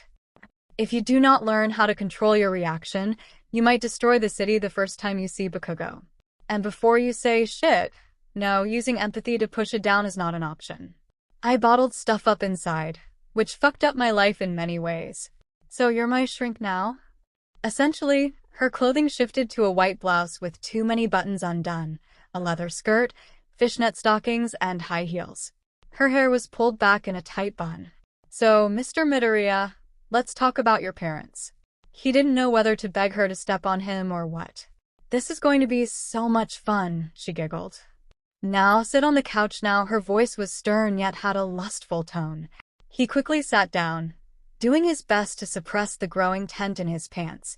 He was staring at her legs when he heard a ding like a bell go off above his head, and in glowing fiery green letters, "New kink unlocked." That's it. He just died. As he hung his head in his hands, he heard Jean laughing. The rest of the morning went on well. He was able to work while he and Jean talked. They did it more telepathically so they could cover more ground. The speed of thought worked out better. Izuku had known he was angry. But shit, he was furious. He was a bomb ready to explode. His parents, Bakugo, the other kids at school, society, the teachers, shit. There was enough anger there to say, fuck it, come on, Pookie. Let's burn this motherfucker down. The only thing that had held Izuku in check was two things. One is his sense of right and desire to be a hero. Two, his inferiority complex. Now there were new problems. He wanted to be a hero, but things were different. Problem two was no longer a problem. They got down to the hard work of dealing with that. They had progressed as he sealed up the last of his clothes and packed the memorabilia in his room. No more All Might worship. He just couldn't anymore. It was more complicated than he thought. It's hard when you have someone on such a high pedestal and they fall off. He only kept one figurine, a limited edition Silver Age. What are you going to do with all that stuff? Well, all the clothes that are still in good shape, I am going to walk down to the orphanage. The memorabilia I'll take down the collectible shop and sell. Some of this stuff is worth much cash. With that, he gathered up one of the large boxes of clothes and two of the stuff to sell and went outside. Momo, May, and Melissa. They had just finished their meal at the cafe, and after a brief debate on paying, Momo won by setting down the credit card faster than her friends could pull out money. Melissa put up more of an argument than May. They left the cafe catching stares and looks from the boys. A fearless trio had approached them, but as soon as the small one with hair resembling purple orbs spoke any chance, they crashed and burned like the Hindenburg. How disgusting and rude can one person be? Momo said as they walked away. I give them credit for coming up and talking, but that's all, Melissa added. May said, all I heard was the little ones say boobies. Those we do have in spades. Melissa giggled. Melissa. Momo gasped. Oh, come on, Momo. May and I have nice racks, but those things you're rocking are on another level. They things are huge. May giggled. How is that even possible?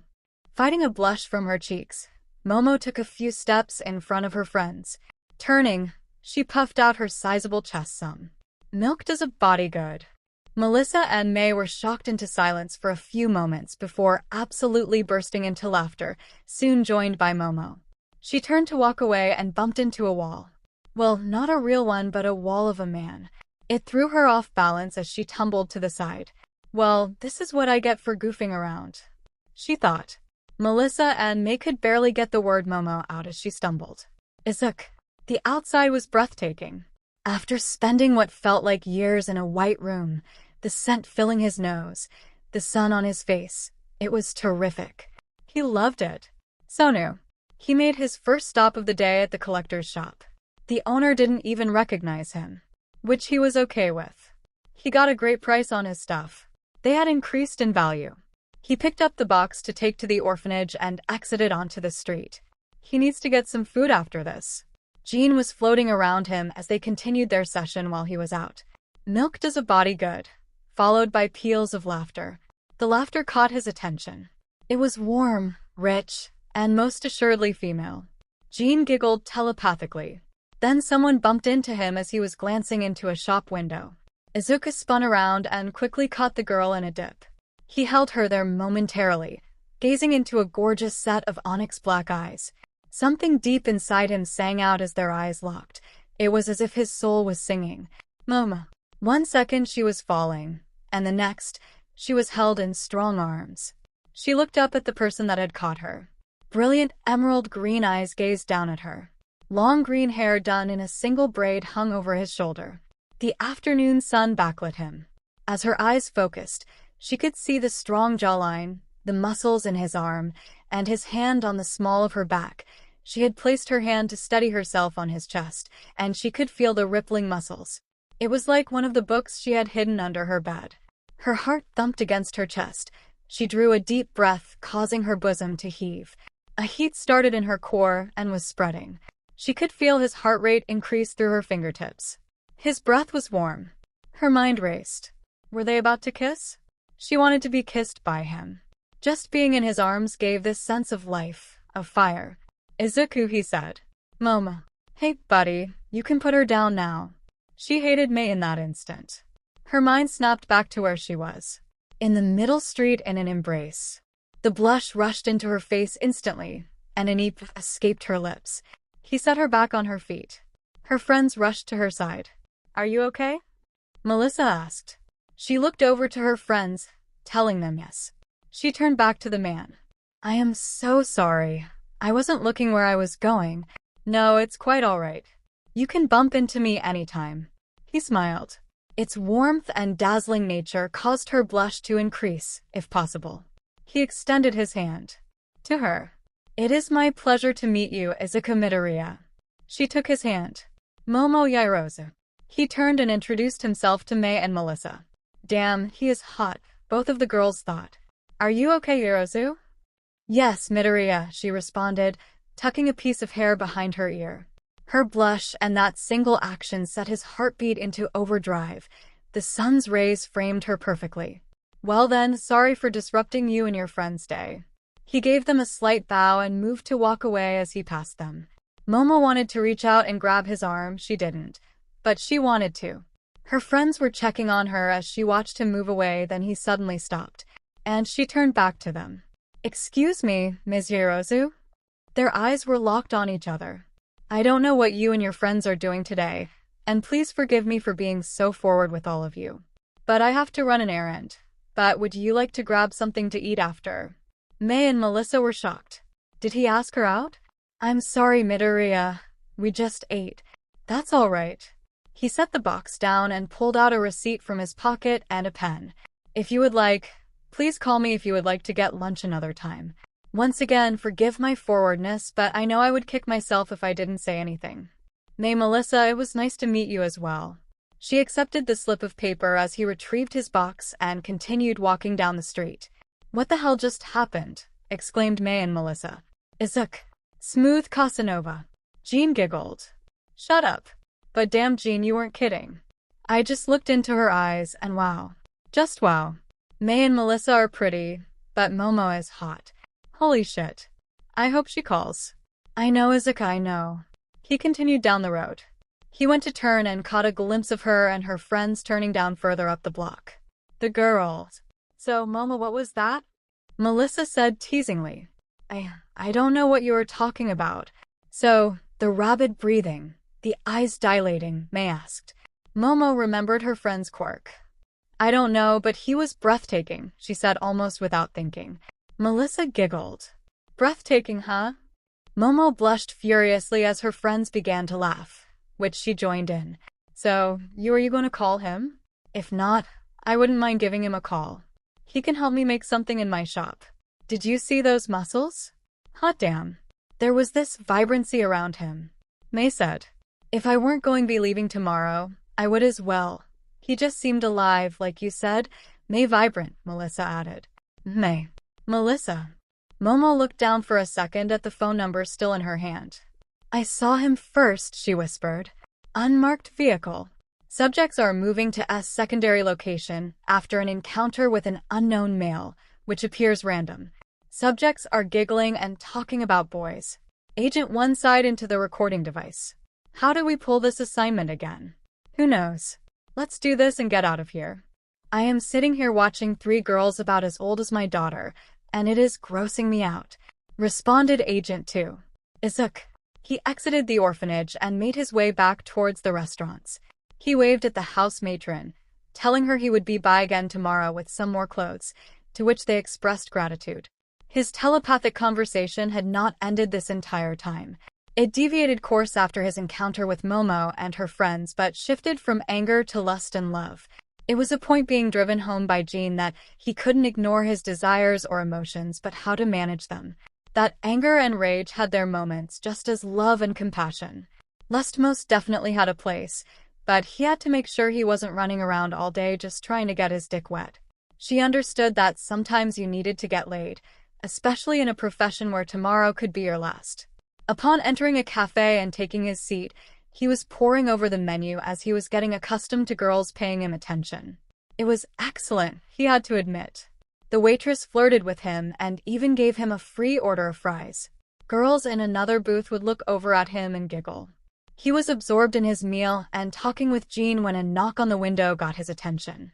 She was tall, a little older, with a great figure still, but it was the ash blonde hair and sharp teeth. That was Mitsuki Bakugo. Fuck me. Mitsuki was out shopping when her stomach grumble pulled her away from the clothing store. She had just picked up a new outfit for herself and some jeans for her brat of a kid. As she went down the street, she was looking for a place to grab food. She saw this green-haired hunk eating in a cafe by the window. The color caught her attention. The green looked like her friend 𝗂𝐭. 𝗂𝐭 had recently left town to live with her husband in the US. She had essentially abandoned her son Izuku here in town. Her brat once had been friends with Izuku, but that was a long time ago. All her brat would say is, Deku this or Deku that. It took her a few months to figure out that Deku was Izuku. 𝗂𝐭 had tired of dealing with Izuku and all his hero nonsense because Izuku was quirkless, and had said fuck this and left. Mitsuki was pretty upset with her friend. A few months ago, she had heard from the brat that Deku was in some accident.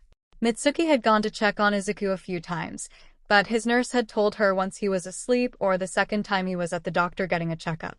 When she asked 𝗂𝐭 about it, she brushed it off as having talked to the doctor, and everything was fine.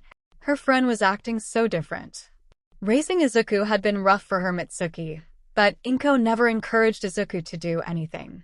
Mitsuki had inspired the brat too much. Now she wanted to slap the shit out of him more often. Then she saw that guy sitting there. She walked up to the glass, trying to get a good look at him. There was no way this was Izuku, the height, the hair, the muscles. She was sure she was wrong till she noticed the hint of the freckles. She knew it was him. And she knocked on the glass. Izuku and Mitsuki. Mitsuki stood next to the booth looking down at Izuku as he was wiping his mouth and moving to stand up. Holy shit, Izuku, is that you? Hey, Auntie Mitsu. My nurse told me you came by. Just now, actually. I was going to give you a call tomorrow and thank you. They embraced in a warm hug. Mitsuki was so surprised by the muscles, height, and heat coming off him. Masaru kept himself in shape, but something other than this. Bad Mitsuki is 𝗂𝐭's son. Her not-so-little son, but damn. Jesus, kid. When did you sprout in all this? She motioned with her hand over his frame. They took a seat as the waitress brought over a menu for Mitsuki. Izuku sat back down. Well, I had a kind of spiritual kick to the head and realized that I need to help myself because no one will do it. So I got in shape. Sadly, I got into an accident leaving the gym and was in recovery for a while. But all the sleep and getting some proper nutrition. I hit a growth spurt. That's more than a spurt, kid. Yes, auntie, I know. Flashing her his dazzling smile. Mitsuki was caught off guard by the smile. It gave her a quiver that was highly inappropriate. You know, kid, the girls are not ready for you. That's the plan. A sneak attack like a lion roar, he laughed. Or a cougar, added Jean. Mitsuki laughed. She placed her order before switching to ant mode and asked him how he felt physically and mentally. She was stunned when the boy answered her not with platitudes but with open honesty, anger with his parents and himself, and life in general. She could see his eyes shining with fire as he spoke. He told her of the phone call he had today with his parents. Mitsuki wanted to yell at her friend, but she just listened. She saw the resolve Izuku had. They cut ties with him. He was ready to do the same. He was mad, but he also understood that while most of the burden lay with them, he had a little himself. He didn't brush off her platitudes but accepted them. Soon they were laughing and smiling. She didn't notice he never brought up the brat at all. She didn't either. They went to pay, and Mitsuki insisted as it was his birthday. He showed surprise as he had never mentioned it. The waitress slipped Izuku her phone number, which gave Mitsuki a good chuckle. They talked in front of the cafe briefly before going their separate ways.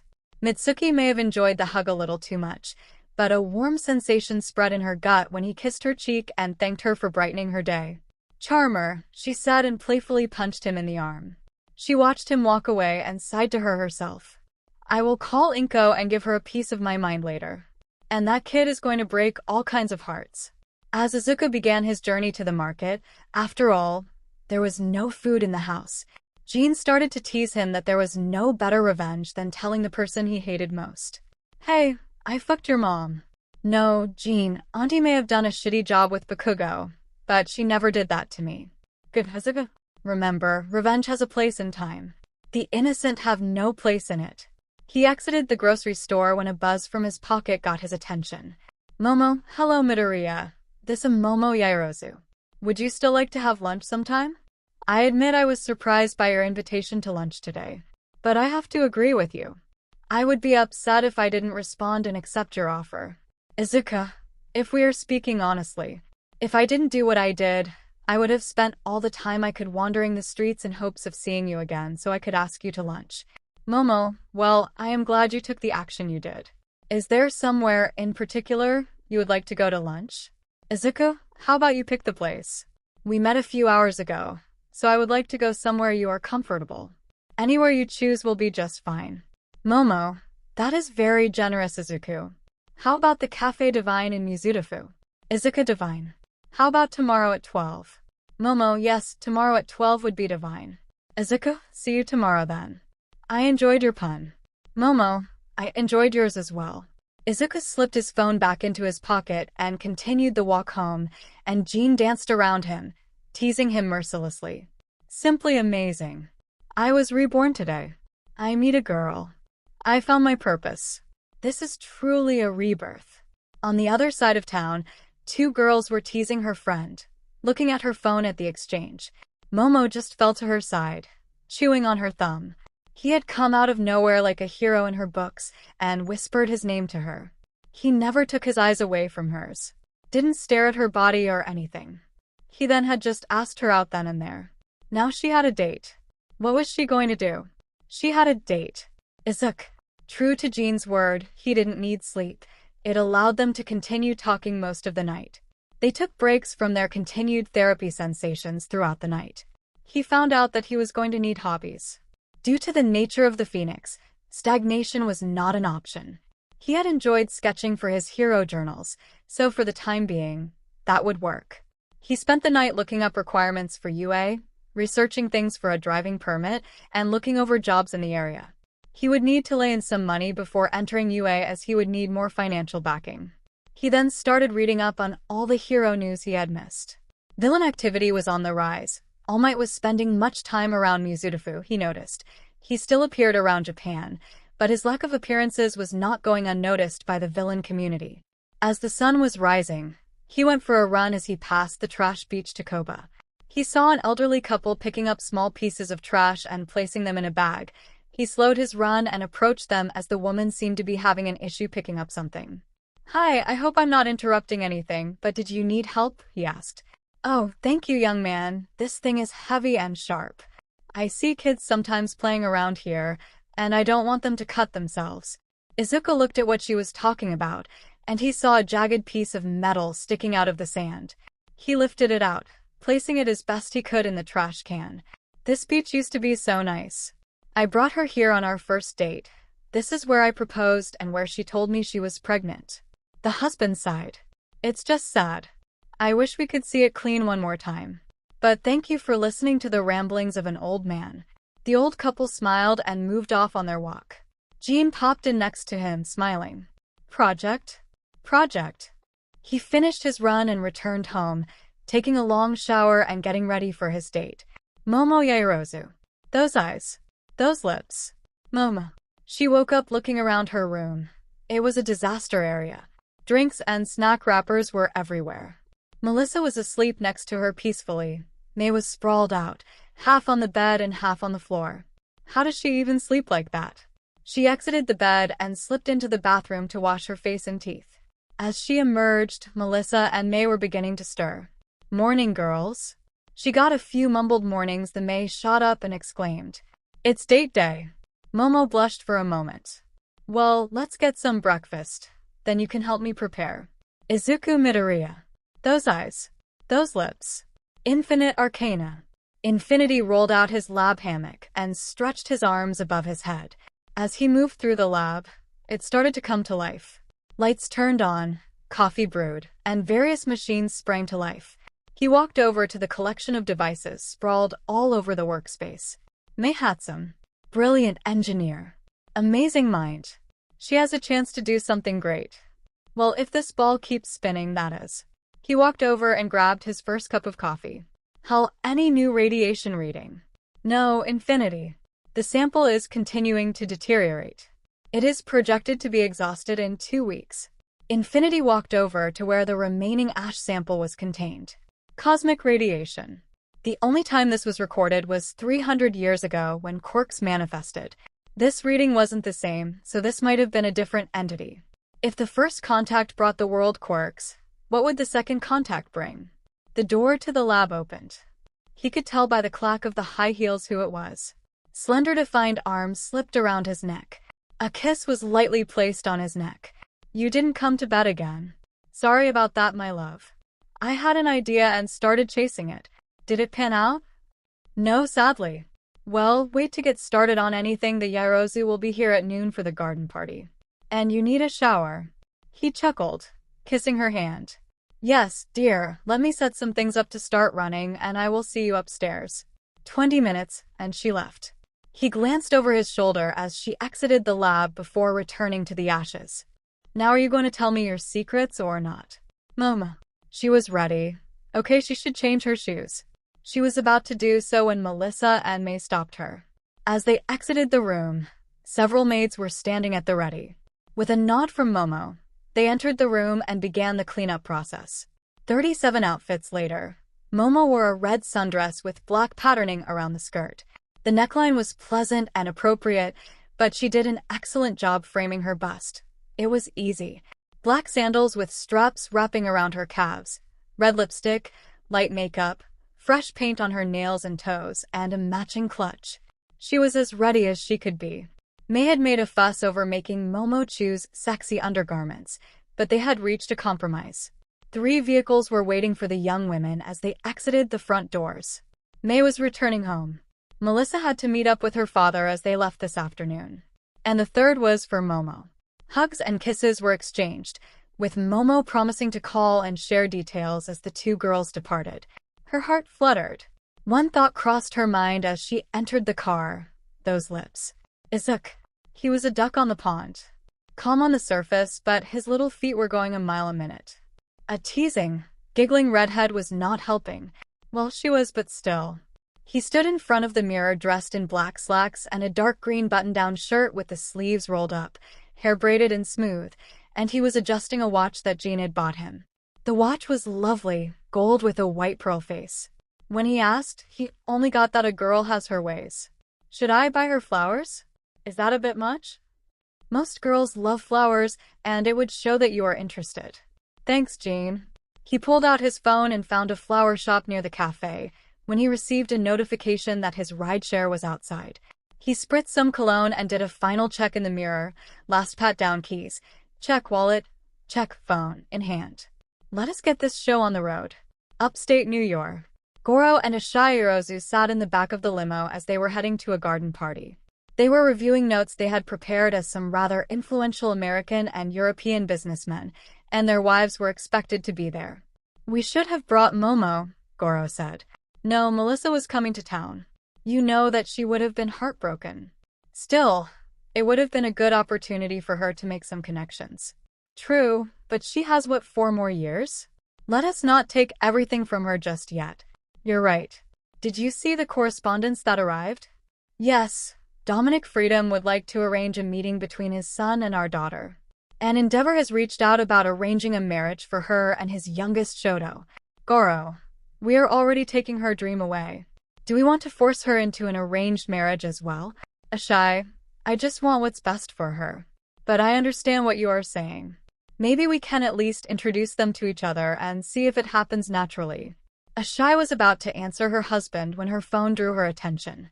We might not want to wait too long, Goro. She turned her phone to show their daughter, obviously dressed for a date, stepping into a car. I'll start making the arrangement when we get home. Should we call and ask her whom she is meeting? No, dear, she is nervous enough.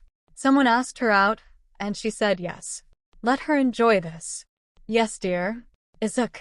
He exited the rideshare. Using his phone, he made his way over to the flower shop. After consulting with the owner, he walked out with a lovely bouquet of tulips and roses. He made his way over to Café Divine. He was a little early but entered and got a table by the window. The hostess smiled at him and winked, wishing him luck. He ordered water as he waited. Izuku, I am here at the cafe. I am seated at the 4th booth near the window. Momo, thank you for letting me know. I am 5 minutes away. He sat calming himself when he saw a car pull up in front of the cafe, and the driver opened the door and out she stepped. His heart froze, and the world stopped. He could hear Jean laugh. I am in so much trouble. Momo. She did her best to steady her nerves as they pulled to a stop. Emerging from the vehicle, she thanked the driver and entered the cafe. As greeted by the hostess, she looked over to the 4th booth and saw him. He was getting his feet. He looked like a Greek god. The rays of light filtered through the window. His muscles were visible under his shirt, a button undone. And were those flowers? She walked towards him. Izuku. She glided towards him. This goddess swept into the cafe and was now coming to him. For all that exists in the universe, don't fuck this up, Izuku.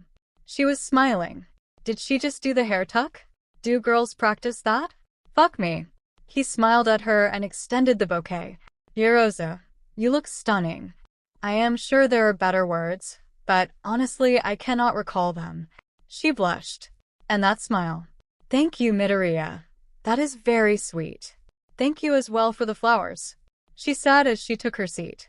He motioned to the hostess for some menus and took a seat. They sat silently, blushing and looking up through her long eyelashes at him. He was just lost in her eyes. Everything around was fading away. Only her. Momo. Is anyone else even here? I can't stop looking at him. I should say something, but I don't want to. I could spend forever looking at him. Her mind began to flood with images from all those hidden books. Him slipping off his clothes, softly undressing her as he hovered above her, coming in ever closer to his lips so near hers. A cough snapped them out of their trance. What in the world is wrong with me? Just water for now. Thank you. Café Divine. The waitress had snapped them out of daydreams. I took the two of them a moment. Finally, Izuku spoke. I'm sorry I was staring at Yaoyorozu. And again, I know this is so forward of me, but you are magnificent. Momo, she said quietly. Please call me Momo. Izuku. Silence. He took a deep breath. I have never been here before. Is there something you recommend? He said, lifting the menu, giving them something else to focus on, a much-needed distraction. Oh yes, the dahong pao tea is amazing. As well as is the house chicken. They looked over the menu. They were looking at each other again. The waitress returned, ordered the tea. and both ordered the chicken. Breathe. Just breathe, get to know her. Jean told him. He took a breath. Okay, how about we do this? She looked at him quizzically. Hi, my name is Izuku Midoriya. I am 17 years old as of yesterday. I just recovered from an accident. I go to 𝐒𝐪𝐴 High and plan to go to you. She smiled that smile. He is breaking the ice. Hello, Izuku Midoriya. I am Momo Yorozu. I will turn 17 in under a month. The two girls you met yesterday are my best friends, 𝗵𝗃 and Melissa Shields. I attend Hanai Academy, and I also plan to go to you. Hero course. Yes, hero course? Wow, that is awesome. If you don't mind me asking, what is your quirk? It took off from there. She could create things from the lipids in her body as long as she knew the molecular structure. He was what he called a psychokinetic. He could move items like telekinesis, but he could also affect things tiny, causing a fire he could control. They were both single children. Her parents worked a lot, his father worked abroad, and his mother joined him. He liked to draw. She liked music, art, and reading. They weren't fans of horror. He liked old music, pre-quirk things. She enjoyed the classics but was a fan of a new band called The Sound of Fury. He thought they were terrific also, so talented and diverse. She wanted to be a hero to help others and improve the world. He wanted to be a hero to save people and institute change. Both of their favorite school subjects were history. She enjoyed science and math. Math was never his strong suit, but he had been improving recently. He said the accident had been a blessing, as it forced him to reevaluate his life. He had had a breakthrough with his quirk. She felt a little sad that he had to rehab all alone. They ate, talked more, and shared dessert. Drank more tea. They spoke of the bill and settled on her paying for the tea and him for the food. She loved the flowers. They took a walk to a nearby park and kept talking.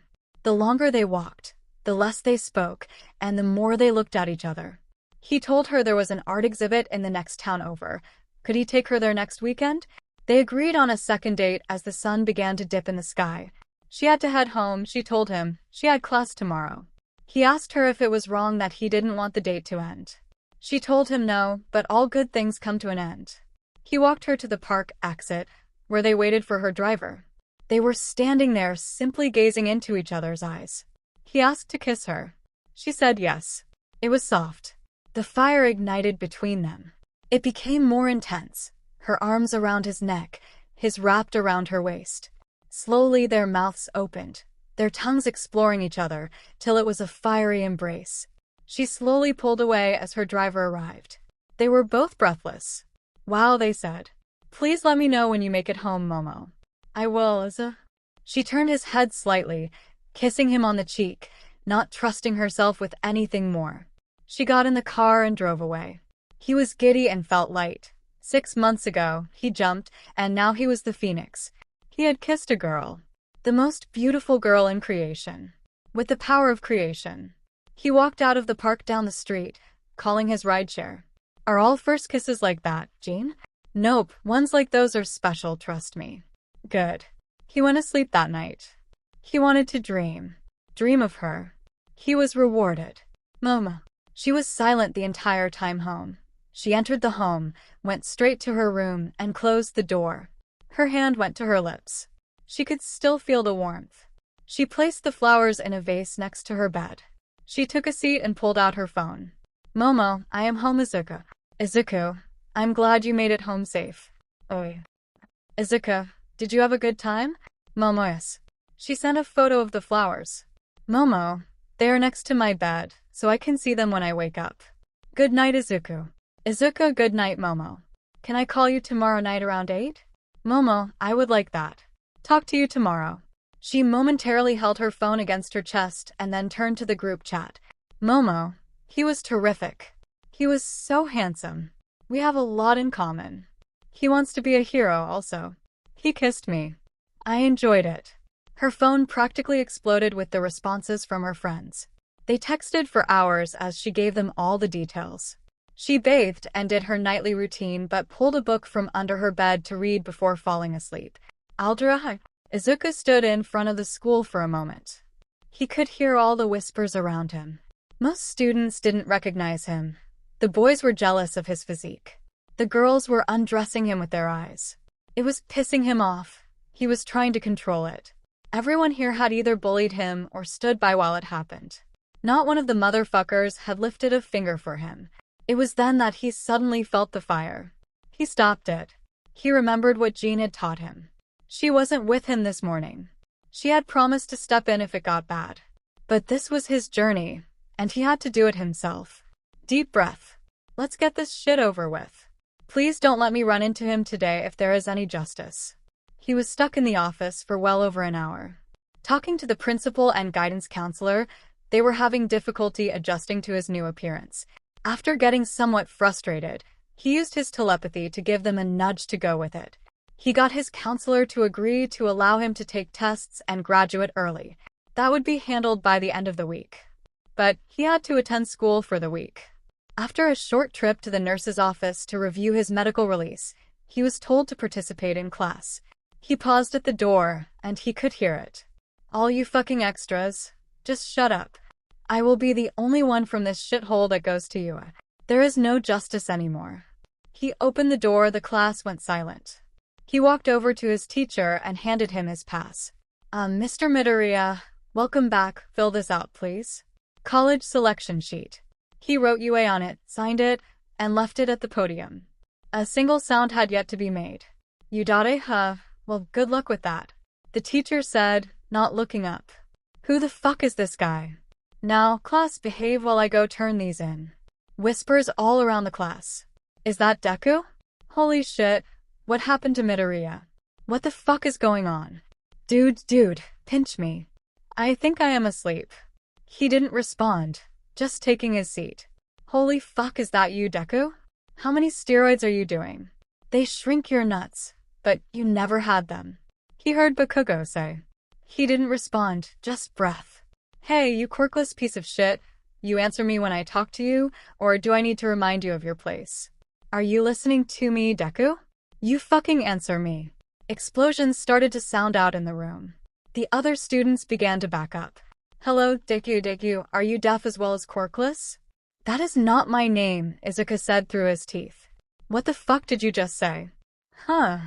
Izuku stood up and turned around, finding himself towering over 𝗵𝘃𝗀𝗁. I said that's not my name, 𝗵𝘃𝗀𝗁. Either call me Midoriya or shut the fuck up. The room fell silent. Whispers. Shit, did you hear what Deku said? Oh, you think you're tough shit now, do you? Let me remind you of your place. There was an explosion, but nothing happened.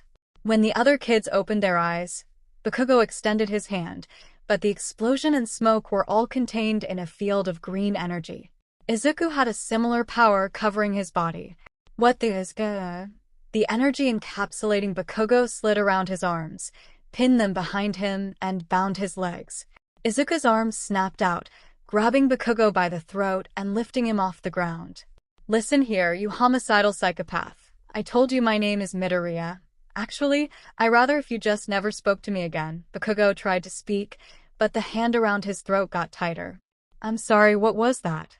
I can't hear you. You really must speak up. Mr. Midoriya, release 𝗵𝘃𝗀𝗁 at once and go to the principal's office.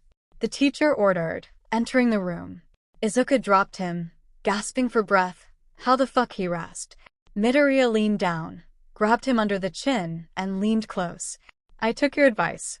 I jumped. Remember what I said, pumpkin? He released 𝗵𝘃𝗀𝗁's chin and gave him a light tap on the cheek. Mr. Midoriya, I heard you. I'm going. Everyone was stunned. 𝗵𝘃𝗀𝗁 was stunned. He looked over as Izuku walked out of the room. No. Fucking way. There is no fucking way. What did he mean he jumped? Embarrass me, you fucking piece of shit, do you? You were never quirkless. You were just fucking with me. Looking down on me, you damned at you. Then you and your drugs make you think you are stronger than me. Nunai stronger at 𝐒𝐭𝐚𝐲 explosion murder. You will pay, you fucking do you. The guidance counselor and the principal agreed that he could just come in on Saturday to take the tests. He walked out, flipping the school off as he walked away. God, that felt so damn good. I wanted to fucking kill him. He started shaking. He ducked into an alley. The shaking was getting worse. Some small pieces of paper started catching fire. arms suddenly wrapped around his shoulders. It's okay, Izuku. It is okay. Let it out. No one will see us or hear you but me. He did just that. The world almost burned that day. It wasn't the first time, nor would it be the last. Jean kept him company all the way home, her arm around his shoulder. How close, he said. Minutes. Maybe seconds. Emotions suck ass. Thanks for being there. That's my job. Izuku, you must realize that just because we talked all day wouldn't make it simple. I know. I was riding the high from my date with Momo. Oh wait, Chite. I have to see if we can go to the exhibit on Sunday since I have to take those exams on Saturday. Quickly, he sent her a text. Izuku, sorry to bother you while you are at school, but I wanted to see if it was okay if we went to the exhibit on Sunday. I had something come up for Saturday. I hope you are having a good day at school. He wasn't expecting an immediate reply as he knew that she was in school herself. Jean suggested he head down and update his quirk registry since they had a free day. So he did just that. Late bloomer, yada yada, telepathic push to do it already. He then felt terrible. His lousy mood caused him to take someone's free will, even for a moment. A villain, or more precisely, an enemy would be one thing. That person was UST doing their job. He offered a silent apology to the universe. He went and updated his identification. That was a chore and a half. He was very proud he didn't use telepathy to smooth things over. It just took most of his day. Not really, he was getting home around the time he would if he left school. He would have a free week. He could get some stuff accomplished. His thoughts were pulled away when his phone chimed. Momo. Yes, that would be fine. I hope it is nothing serious. Is there anything I can do to help? I am sorry I did not answer you sooner, as I just left class. Izuku, no need to apologize. I knew you were in class when I messaged. I should be fine. I have to take a test at school on Saturday. I am taking my finals so I can graduate early. Momo, that's awesome, Izuku. Do you want help studying? Izuku, that would be nice. What day works for you? Momo, tomorrow or Thursday would be best. How about Thursday? Izuku, sounds excellent. Where would you like to meet? Momo, I know an excellent library. Would that work? User has sent a location. Izuku, that sounds great. Thank you. Momo, see you Thursday. Izuku, see you Thursday. You know you don't need help, Jean added. I could always use some, but I can see her sooner this way. He returned to researching how to donate a dumpster for his cleanup project. The next few days passed quickly. Izuku spent the next few days working out and doing his therapy sessions. He packed his book bag, ensured that looked appropriate, and went to the library. He found Momo waiting out front in her school uniform. He took a mental picture. She noticed him approaching and smiled. He walked over to her. She seemed unsure how to greet him. He gave her a light hug and kissed her cheek. Thank you for doing this for me, Momo. She returned his kiss on the cheek. It is my pleasure. She responded, feeling that tug and warmth from him again. She just wanted to be held in his arm and kiss him. Even a kiss on her cheek sent tingles through her body. They entered the library, found a nice place in the back, and started reviewing his notes. They spoke quietly, their hands finding each other under the table. He could feel her breath on his cheek. Her scent started filling his nose. Soon their lips touched, the fire igniting and engulfing their minds. They stopped attempting to study then. Soon, she straddled his lap as their tongues wrestled for dominance. Her hands tangled in his hair, his hands on her hips. Soon, he broke and began to kiss her neck. She pulled him close, doing her best to stifle her moans. She could feel the reaction from his member. She gasped, feeling it press against her. She started to grind her hips against him. They broke apart for a second, their faces red, their bodies hot. She whispered, "We should stop." She managed, her body crying out for more, an almost irresistible pull calling them. "We should." She returned to her seat. They took a moment to compose themselves. "Dinner?" he asked. "Dinner." They exited her, hugging onto his arm, making Momo lead the way down the street. Black van. They seemed close. Rather quickly, but you know teenagers' hormones. They don't look like teenagers. Dude, fucking really. I'm joking. No, you weren't. Island. David's shield was pouring over the reports. The radiation, the scrambled video, everything. A cosmic being, as they were called, had touched down on the planet. And now they were missing. What was terrible was that his daughter was involved in this. Well, adjacent to. Now she was talking about all this UA nonsense and suddenly wanting to leave for college. He didn't like it. She would be 18, and he couldn't legally stop her. He could say he wouldn't pay, but she would have access to her trust at that point. He turned his attention back to the task. The modified satellites were sweeping all of Japan. There had been a cosmic flare Monday morning, but it was so brief they couldn't get a satellite in position, and when the ground crews moved in, they found nothing. 𝗧𝗏𝗧𝗏. He read the report. He was excited. So very excited. The game was afoot. And if there was anything Nezu loved more than tea, it was a game. Izuku. Friday was a good day. Thanks to talking with Momo over dinner the previous night, he secured the funds for the dumpsters to clean the beach. They texted most of the evening before she told him to get a good night's sleep for his tests the next day. He left the house early Saturday morning to ensure he was on time for class. He was flipping through his flashcards when someone caught his attention. A frail, skeletal-looking man was leaning against a truck. "Hello, young Midoriya. It seems you have more than recovered from your illness." Midoriya sighed. "I am busy at the moment. Is there something in particular you wanted, All Might? I was wondering if you would care to explain this." He motioned to Izuku's new form. "Or this." He was holding a copy of Izuku's quirk registration. "None of your business, how's that?" Izuku said, his anger bubbling beneath the surface. 6 months ago, you were a tiny frail boy who told me he was quirkless. Now here you are, a strapping young man, and you have—" He paused and looked at the paper. "Psychokinesis." Izuku ignored the man and started walking down the street. He was stopped when All Might touched his shoulder. "Don't fucking touch me." Izuku growled at the hero. "You will explain yourself," All Might demanded. "I will do no such thing. I owe you no explanation.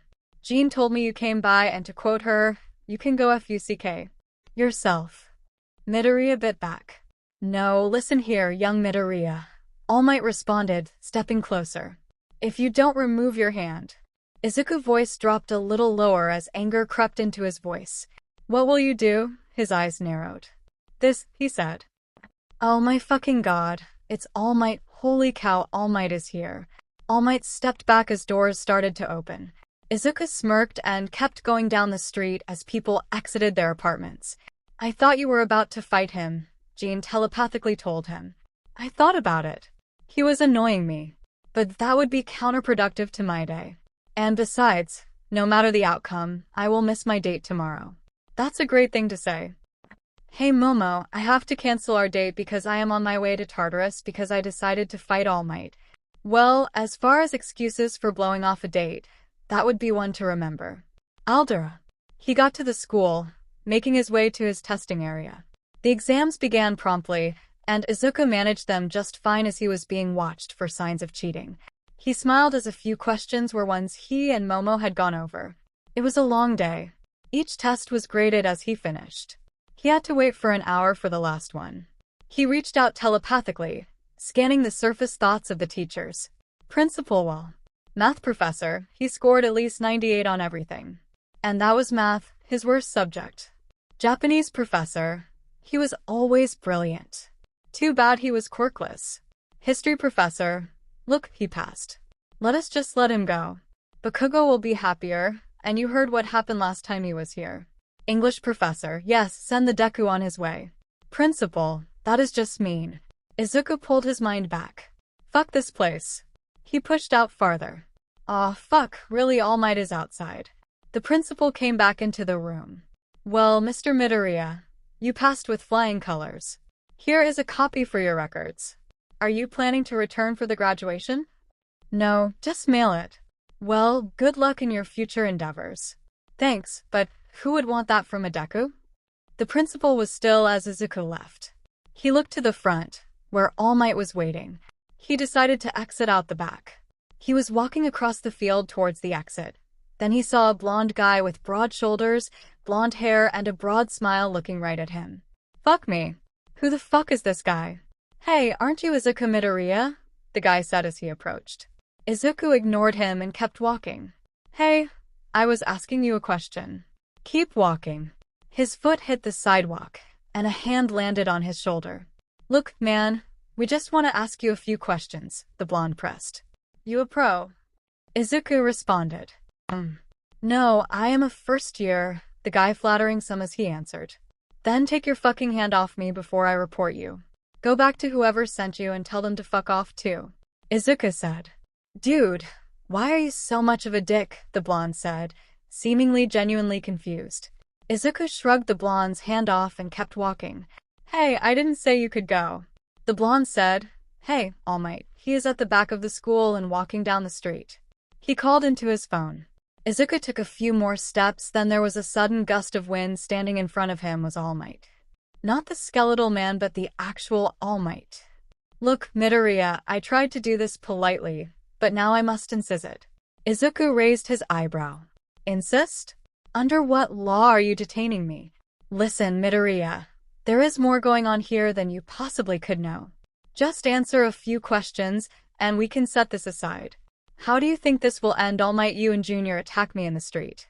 I don't care that you feel bad about what you said. I don't care that you want to hear some explanation. So either you move out of my way, or I call the cops," Izuku threatened. "What will you do when they ask you questions then, young Midoriya?" All Might retorted. "I updated my registry and my identification. I'm golden. Now if you would excuse me," Izuku told him. "How will you explain harassing a minor?" "I don't think so." He went to reach out for Midoriya again. The blonde behind him started to sink into the ground. Izuku surrounded himself with his telekinesis, creating a barrier. Time was slowing. He grabbed All Might's hand as it reached for him. The other started to emerge from the ground, and Izuku wrapped him in a bubble. All Might looked down at him, his eyes beginning to burn. "Well, sorry, Momo." Then his phone rang. His phone floated out of his pocket in front of his face. "Well, speak of the devil." He released his physical hold of All Might and used his telekinesis on the other as he struggled to tighten his grip.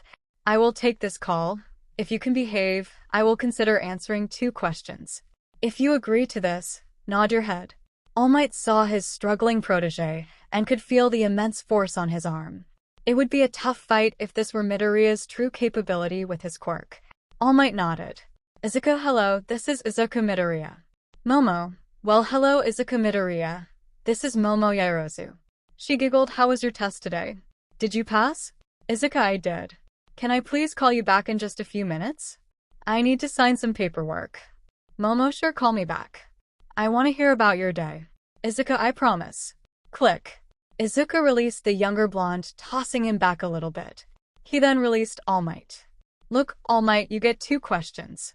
Then after that, leave me alone, you and your sidekick." "Hey, who do you think you are talking to?" All Might held up his hand, shutting up this protege. "Do you think you can take us both, Midoriya? Is that your first question?" Izuku replied calmly. "No. Hurry this up. I have a beautiful woman waiting for my call," said, anger still present at the edges of his voice. "How did you get this new body?" "I was born again." All Might did not like the answer. Izuku sounded smug. All Might slowly tensed his muscles. "Were you approached by someone named All for One?" "No." Izuku went to step around All Might, but All Might moved in front of him again. "Look, I answered your questions. Now either let me pass, or we will each have a bad day." "Are you threatening me?" All Might said in an intimidating whisper. "What? No, never," but he pointed to a few people aiming their camera phones at them. "If you pull this shit again, I will have to threaten you." He then started smiling broadly. "Wow, All Might, thank you for giving me an autograph. I mean, golly gee, wow. You are my favorite hero ever. I look up to you so much." Izuku stepped around and started walking away. "Were you going to fight All Might?" Jean asked. "If I had to, I didn't want to. I may dislike him now, but he was my idol for a long time. And he did well. He did what was needed at the time. But a symbol of peace is not required anymore. Then what is needed? Change. Hey, Momo. You would never guess who I ran into when I left the school. Momo Yaozu. Momo was spending time with May on Saturday. They were in May's workshop. She was mostly chatting, feeling giddy, and overall riding an emotional high that had started last week, was reset Thursday, and would be again on Sunday. She swung her feet like a child while May adjusted to her latest baby. So, you two a couple yet? May asked, not looking up. We haven't talked about it. I mean, I practically jumped his bones in the library. Oh my goodness, does that make me a loose woman? Does he think poorly of me now? Momo said, suddenly worried. Oh my god, that is the funniest shit I've heard. No, Momo, you are a woman who finds a man attractive. And with a body like yours, I am sure he loves it, May reassured her friend. Momo blushed. If he is only interested in my body, he is doing a great job of not overplaying that hand. Sounds like it. May laughed. So, is it ready? Momo asked. Yes. Momo stepped off her stool and approached a chain, tugging it to open the skylight. May grabbed her baby and tossed it up. Dragonfly-like wings sprouted as it hovered, a camera lens for eye-opening up. Yes, step 1, May said. Now, does step 2 work? Momo said in a teasing tone. Oh, ye of little faith. May said confidently. Isn't this version 22? Momo questioned. 28, but who's counting? May replied with a shrug. Besides you. May walked over to her laptop, tapped a few keys, and it vanished. Yes, it works. Simply superb, May, Momo said, stepping back. Now let's take a look. The Super Stealth Spy Camera Mark 28, or the SSSC, took off. The light refraction could have been better put. It should be good enough. Momo made her way over to May and her laptop as the camera gave them an aerial view. Momo pointed to the screen. There's the van. Yeah, it's the same one I noticed last week. So what now? Let's gather evidence. Then we will handle this my way. Calling Daddy? Of course, she giggled. All Might needs some help. He stood before the UA door for 5 minutes before knocking. Today he had not gone to plan. Either Izuku Midoriya was lying that day on the roof about not having a quirk, or something else was happening. Midoriya displayed a rather masterful control of his power, and seemed to have the strength to make the prospect of a fight less clear-cut than All Might would like. Welcome, Toshi, the little rat bear thing. Hello, Nizu. I need your help. Oh, did your protege get in trouble again? No, 𝗵𝗲 is a fine, passionate, quick learner, but brilliant nonetheless. Then what can I help you with? Izuku Midoriya. Interesting, Toshi. Tell me more, and please don't leave anything out. The rodent smiled as he uttered the word. All Might took a deep breath and began telling Nizu everything he knew about the boy, how he had first encountered him, their recent interaction today, and the massive changes Izuku had gone through. Nizu asked tons of questions long into the night before All Might excused himself and went home to sleep. All Might awoke in a luxurious bed. He was in his bulked-up form, his arms and legs bound to the corners. He was wrapped in silk sheets, and sitting on his abdomen dressed in a black leather corset was Jean. Hello, All Might, or do you prefer Toshinori Yagi? He struggled against the restraints. He struggled to maintain his control. The feeling he had when he first met her was crashing over him. He didn't have much in the way of romantic experiences. Indeed, nothing like this when he wasn't the one in control.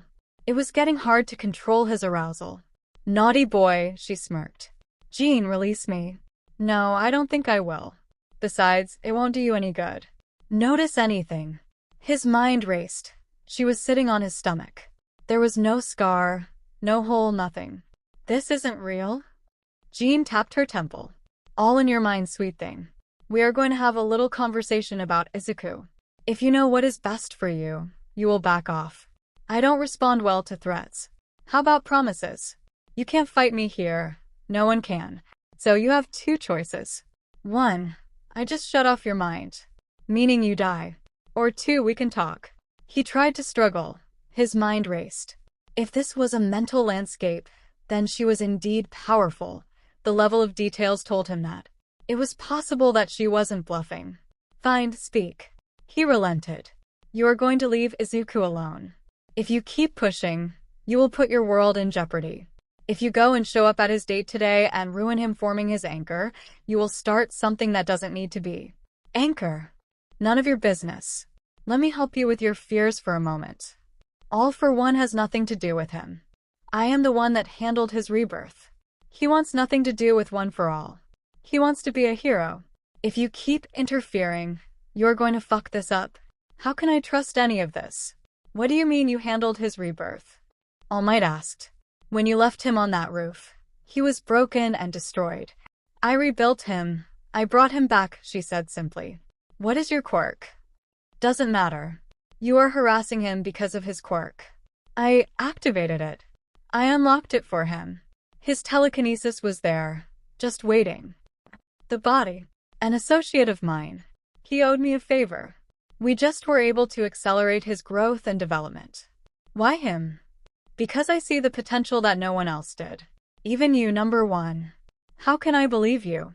Listen, All Might, you have your protege, and I have mine. You would go all out to protect yours, and I will burn this world down for mine. Just watch him respectfully and objectively. He will be a hero the likes your world has never seen. If I don't, she sighed. We can go in circles for eternity. All Might was looking into Izuku's mind. He was there cleaning a beach. Not for fame and glory, but for an elderly couple and a wish. There was no malice, no ill thoughts. He was thinking of his date, feeling giddy and excited. He then felt Izuku's mind shift to All Might, showing that his thoughts were anger and annoyance. Not murderous intent. Anger at All Might for not having just told him yes, he could be a hero. Irritation at their encounter yesterday. A worry of a repeat today. Now it is up to you to believe in that or not. I am going to release you, and you will wake up in your bed. I am asking you to have faith in him. That same faith you denied him months ago. You, a quirkless boy, told another quirkless boy that he couldn't have the same dream as you, when the ability to do so was in your hands. You were looking for a successor. If you had bothered to look into him, you would have seen what I saw. Instead, you cast him aside. This is the last time we chat in such a friendly manner, All Might. All Might awoke in his room. A warm sensation lingered on his abdomen, and a slightly shameful erection. Second date. Izuku was early to the exhibit. He was excited about the traveling exhibition of ancient pre-quirk art. To say that was all he was excited about would be a lie. Momo. He could be going to an exhibit of trash found behind an unknown restaurant, but it would be sublime if it were with Momo. He had spent time thinking about this. Sure, she was beautiful, but when he first saw her, he knew he had to see her again. She captivated him.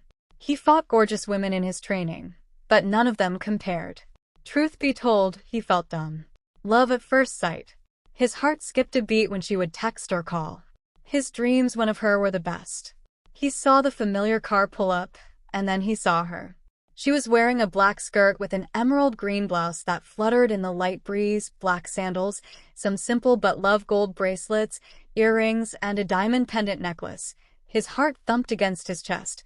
His brain almost went blank before he raised his arm so she could see him. She saw him staring at her before he signaled to her. She let her eyes drink him as she approached. Dark green dress shirt, 2 buttons undone, rolled sleeves, gold watch, black slacks, simple. Black shoes. The shirt was just the right amount of tight. Her heart fluttered as they came together.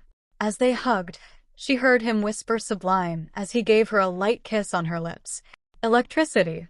They intertangled their hands as they walked to the entrance. The exhibit was relatively quiet today. It was perfect. They walked hand in hand through the exhibits, taking in these pre-quirk masters, Van Gogh, Da Vinci, Klimt, Botticelli, and Vermeer. They didn't notice anyone else. They walked and talked in whispers, gazing at the paintings, stealing kisses, laughing at simple jokes. They strolled through the gardens and stopped to sit on a bench, shoulder to shoulder, heads resting on each other, holding each other's hand. Some older couples would pause and look at the 2 young lovebirds giving each other knowing smiles. As they walked away, they would reminisce about those more youthful days. She broke the silence. Izuku. This week has been magical. So magical that I am afraid that I am about to wake up and find it has been a dream.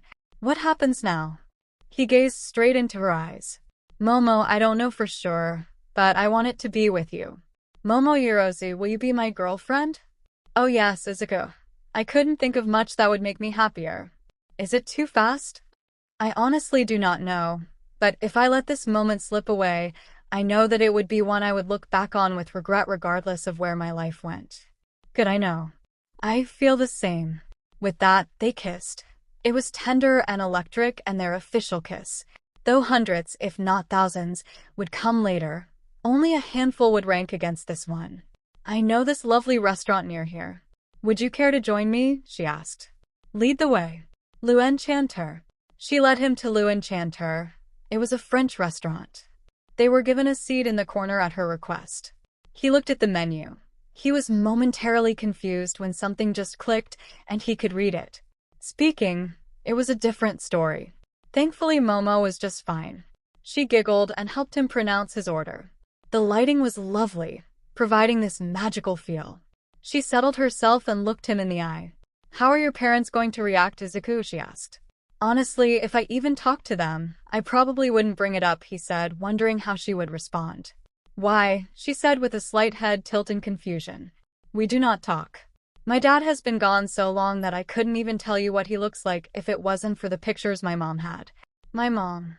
His voice trailed off. I am sorry, Izuku. It was not my intention to cause you distress, she said worriedly. No, Momo, it is okay. I had a difficult time as a child. My quirk didn't manifest till my accident. So for most of my life, I was quirkless. Momo extended her hand to him. He took it gratefully. She knew of the discrimination that the quirkless of their society experienced. Most would move to small towns with other quirkless and try to live their lives. Unfortunately, they were a target for villains as they were easy pickings. Any town fortunate enough to have a hero, usually they were not the kind of hero you would want being your sole protection. I wanted to be a hero more than anything, but I had this friend. He wasn't really a friend we used to be before his quirk manifested, then he just had the whole, my quirk is the best so that means I am better than everyone. We wanted to be heroes when we were young, but according to him, when my quirk never manifested, I was just useless. He would call me Deku and bully me constantly. Then his lackeys would join in. No one did anything. It put a huge strain on my mom and I's relationship. I still wanted to be a hero. She wanted me to join quirkless groups. Look into moving to one of those towns after school. She didn't support you? I am so sorry, Izuku. It must have been hard to have a dream without anyone telling you that you could do it. It was terrible, to be honest.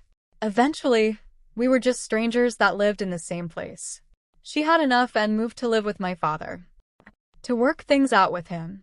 But I could tell she wasn't going to come back. So it was just me. Then I had my accident. She just held his hand, fighting back tears and the desire to take him in his arms and hold him. Tell him it will all be okay. Some mental block was withholding back my quirk. Maybe it was me just thinking I was so worthless for so long. But then it manifested. I trained it every chance and started working out. Hit a major growth spurt. And then I met you. Momo, I don't know how to say this, but as soon as I saw you, it was just, I don't even have the words. It took her a moment to compose herself. I promise, Izuku, you will never be alone again. I know you can be a hero. We will do it together. She rose from her seat and leaned across the table. He did the same and shared a brief kiss. Thank you, Momo. I used to want to be a hero like All Might. I was a huge fan, but I had time to think after my accident and realized I needed to do it differently. What do you mean? Our hero society is stagnant. All Might is the #1 and the symbol of peace. No one tries anymore, except maybe Endeavor, but he is damn rough. He has no chance. Too many heroes are busy making commercials or being celebrities that they are not even heroes. There are good ones out there, but no one pays attention. Everything is quirk-centric. Your power of quirk or lack thereof dictates your lot in life. When quirks manifested, everything shifted. It was all about quirks, not about society. I want to make things better for everyone. Change the world and push for people to advance. Not just hero society, but all of it. Why haven't we moved beyond the planet? I don't know, colonize the moon or Mars. We have so many people with so many different quirks and abilities. Do you mean we can't get together and figure this out? There was no more pain in his voice. It was rich with passion. It spoke to her. I agree. I want to help people. My parents want me to take over the company, but I want to improve people's lives. Melissa and May are the same. They want to change the world with their inventions. Not just hero society, but the world. Improve the quality of life for everyone. Change the world. I want to change the world. Then let's change the world together. All 4 of us. But my parents want me to take over the company. Then do it. Take it over. Hire May and Melissa, and let them change the world. Give them the freedom and resources. I would love to be by your side. We could lead the call for change together. You're right. If the company is mine, then I can do what I want. But the board may fight back against me. Then we will fight back against the board. We have 4 years to figure it out. You are brilliant. I am no dummy from what you are saying. May and Melissa are intelligent, and who knows whom we will meet at UA. We may find even brighter people, and there is also the business course. We will have access to some of the best and brightest people in the world. So what do you say, Momo? Want to change the world with me? She smiled. The future wasn't so dark for the first time in a long time. She saw a way out. It was part of youthful ignorance, but she wanted that future, her, Izuku, Melissa, May, and whomever else they picked up along the way. After that, they just began an exuberant conversation about changing the world. About their future. They ended their date in a park again. Her, sitting side saddle on his lap as they attempted to see how long they could hold their breath. Momo. She came into her home on cloud 9. She was practically floating. She had texted May and Melissa about everything, her having a boyfriend officially, changing the world, and her phone was blowing up. She noticed her father's open study door when he called and got her attention. She entered the study and found her mom there as well. Momo knew instantly that this was going to go downhill. Mother, father, Momo, they said. Take a seat, please. Her father motioned to a chair. I think I would rather stand, father, if that is okay. As you wish. So, Momo, you seem in a good mood. Would you care to enlighten us? Her mother said. Of course, I planned on doing so in the morning at breakfast. Last weekend I met a young man, and we have gone on 2 official dates and 1 study date. Tonight he asked if I would be his girlfriend, and I accepted. Does he have a name? Her father asked. Izuku Midoriya. Family. Single child.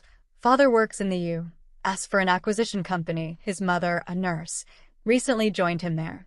Izuku took his final exams for his senior year yesterday and passed with flying colors. He is going to spend the rest of the school year studying and preparing to apply to Quirk, her mother asked. I fail to see how that is relevant. That has nothing to do with why I decided to date him.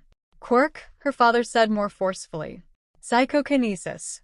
It works as a form of telekinesis, but he can also affect things on a small level, producing fire. So why did you date him? Her mother asked. Quite simply, I never meet anyone like him. We connected almost instantly. He is incredibly handsome but also intelligent. Not only can he converse with me in almost any subject except molecular biology, but that should be understandable. We have similar tastes in music and art. We both want to be heroes and share similar outlooks regarding that. Money. No, he has paid for almost everything. I paid for the tea on our first date and dessert tonight. Where do you see this? Her father asked. Honestly, it is all so new, so it may be that talking, but I see him as someone who will stand next to me and support my dreams and ambitions. We talked about that tonight. I feel that our goals align. I can support him and his ambitions as well. Her heart was pounding. She was doing her best to remain calm. She knew her father would not react to an emotional argument. And if we were to say no, her father said, I would have to question this when you have never met him. We had agreed that I would be able to lead my life and take over the company at a future point. I explained to him my duties, and he understood. If you are going against what we agreed upon, I would like to know why. And if we were to say we wanted you to meet some suitors, that would be a hard no. I am with Izuku. If you wanted me to meet them in a friendly context, I might consider it only if Izuku was with me and we had discussed it beforehand. We would like to meet his young man then. Her mother said. Please make the arrangements as soon as possible. Her father added. I will talk to him. Is there anything else? No, Momo, have a nice night. Her mother said. Momo inclined her head and exited the room. She walked upstairs, maintaining her composure till she entered her room. It took 5 minutes before she could finally calm down enough to unload everything on Melissa and May. May had some. She was happy for her friend. She was. But there was something else occupying her time. The black fan. Tonight, she was going to take care of it. She went over to her desk and activated the device. A robotic ant sprang to life and scurried out of the workshop, heading towards her target. She was going to get some answers. She and Momo had decided that first. They needed to see if these stalkers were working for her father or had some tie to Island and David Shield. If it were neither, they would alert her father and let the 𝐒𝐻𝐽𝐻𝐻 head deal with it. They were hoping that they could stir up some fighting among the groups. Melissa Shield.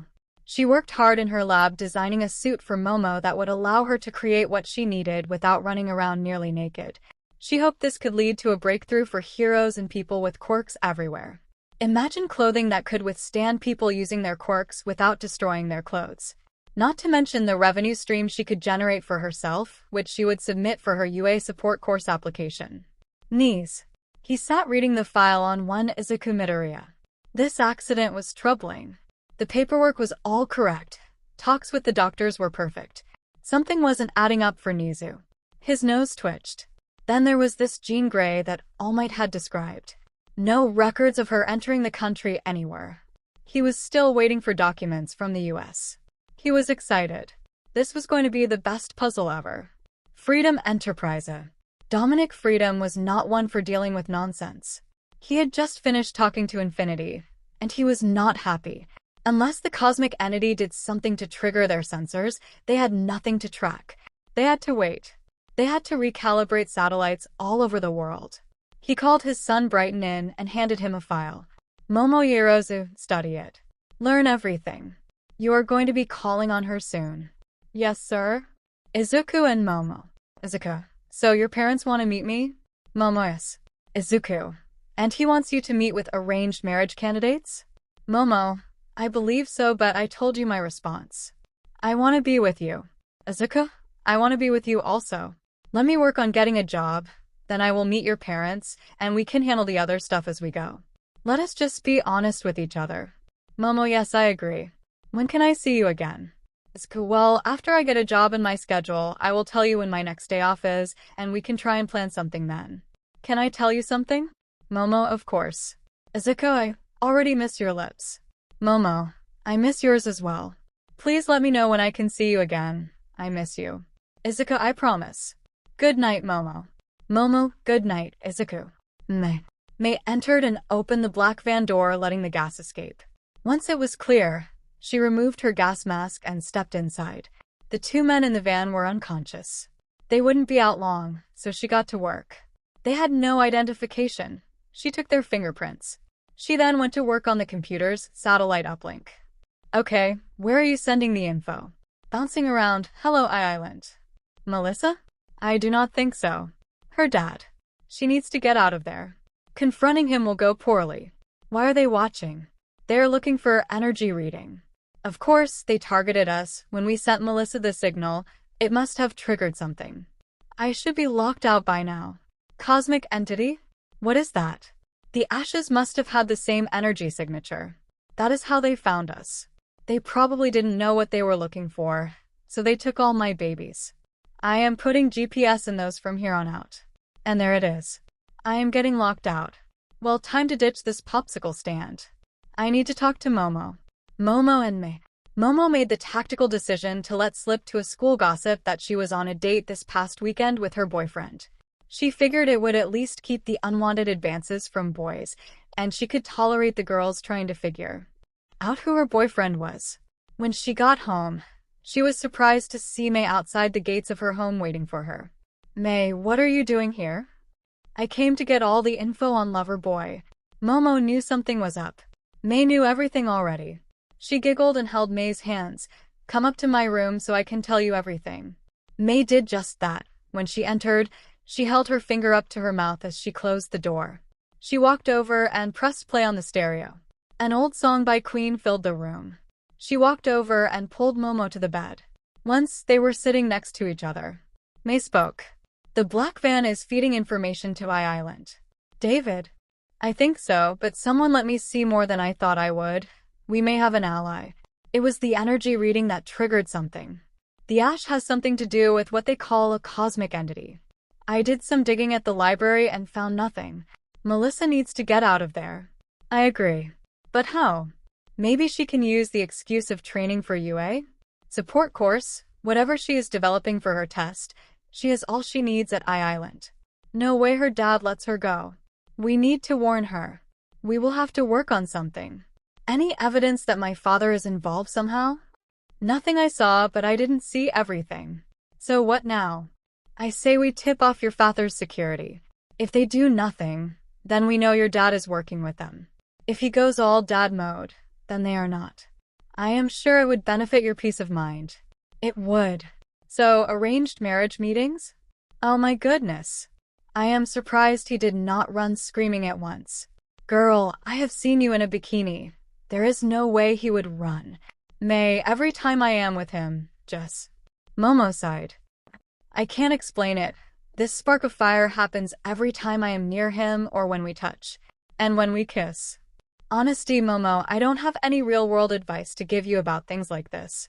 But my mom said that if you ever meet someone who lights a fire inside, you never let them go. Sometimes you know immediately. What if it is just hormones? It very well could be, but what if it's more than that? I want to meet someone who sparks my mind, like when I am inventing something. If someone could inflame me like that, I wouldn't care if it was 1 week or month. I wouldn't let them go. If faced with the choice of being with them or inventing a new baby, they win. Then that's all I would need to know. Is there anything you want more than to be with or near him? No, nothing.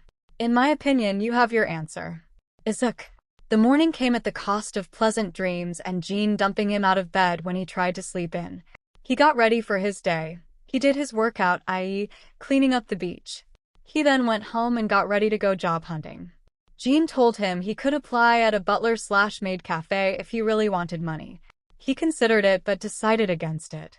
A server job, though, would be okay. He could always hit the cafe and maybe a bar at night. He couldn't serve alcohol, but he was eligible to be a barback. All he would need was a signed parental slip, which he could forge.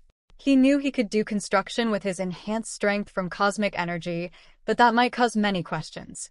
He did not need to sleep and opened up the possibilities. You might as well take advantage of them. I can always say I need Sundays off. He decided that while he wouldn't do a butler cafe, he would do one popular with girls to increase his chances of creating regular customers. As he walked him, Jean continued their therapy session much like any other day. He entered the Enchanted Forest Cafe, did his best to impress the manager/owner. He was also honest in telling him that he was planning to go to 𝐒𝐻𝐢. His parents were pretty much going to disown him then. If he were accepted into 𝐒𝐻𝐢, then he would have to quit. So what you're saying is that you want to work as much as possible till you leave and become a top hero, the manager said. He had this ephemeral quality to him. That is correct, sir. Works for me. Wait, it does? Of course, you are a good-looking young man, smart since you graduated. I should be able to do this job with no problem.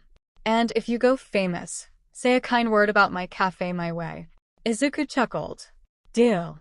They shook on it before he headed off towards the Neon District. That was a much harder sell.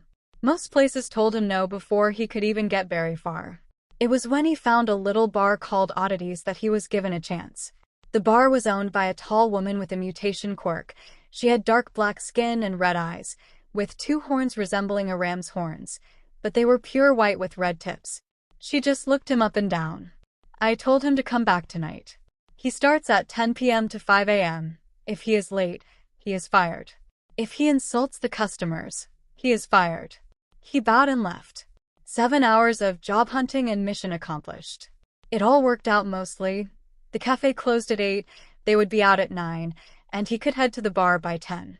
It was a lot of work, but he didn't notice it too much. His body was beyond strong enough. Sometimes he did skip the morning workout to sleep, but it wasn't necessary most days. Thankfully, he could get Sundays off from both places as the bar was closed that night, and the cafe worked him to the bone the other 6 days. He found out that many people would call off from the cafe, so they always need coverage. The bar catered to mutants' quirks. The customers seemed nice. He worked primarily with 𝐒𝐻𝐢. She was a very energetic woman with dark pink skin and eyes that were completely white with yellow pupils. It was great once she and the other co-workers could figure out he was a hard worker and didn't discriminate against those with mutation quirks. They welcomed him with open arms. Sunday equals Momo's day. Every Sunday was Momo's day. They would spend as much time as they could that day. They would talk every night in text. She was very understanding and concerned that he was working so much, but she understood. She didn't even get mad when he couldn't text right away. but he would always text her good night. They went to the movies, window shopping, and walks. It would always degenerate into them finding a place out of the way and giving into the passion built up over the day and week they had last seen each other. It was hard for them to keep their hands off each other. Their parting would leave them both breathless and with aches that would need to be cared for alone. As they approached the 3-month mark, he was able to buy some nicer clothes when he told Momo he was ready to meet her parents. Momo had tried to argue for lunch, but it would be dinner. The excellent news for Momo was that her father did not appear involved with 𝐼𝐺𝐿. She came home one afternoon to find security completely sweeping the house. Meet the parent. Momo had sent a car for him, which he was grateful for. The driver was silent during the trip. Luckily, Izuku had 𝗔𝗫 with him, so he could keep his nerves in check. 𝗔𝗫 gave him advice and counsel, but told him she would leave when they arrived. This was another one of his tasks, and like before, she promised to step in if needed. It assured him. The car pulled up to home. Holy cow, what did I expect from the 𝐒𝐩𝐢𝐳 Corporation? His door opened. He thanked the driver and made his way up the steps with a bouquet for her mother and a necklace for his girlfriend. The door opened for him.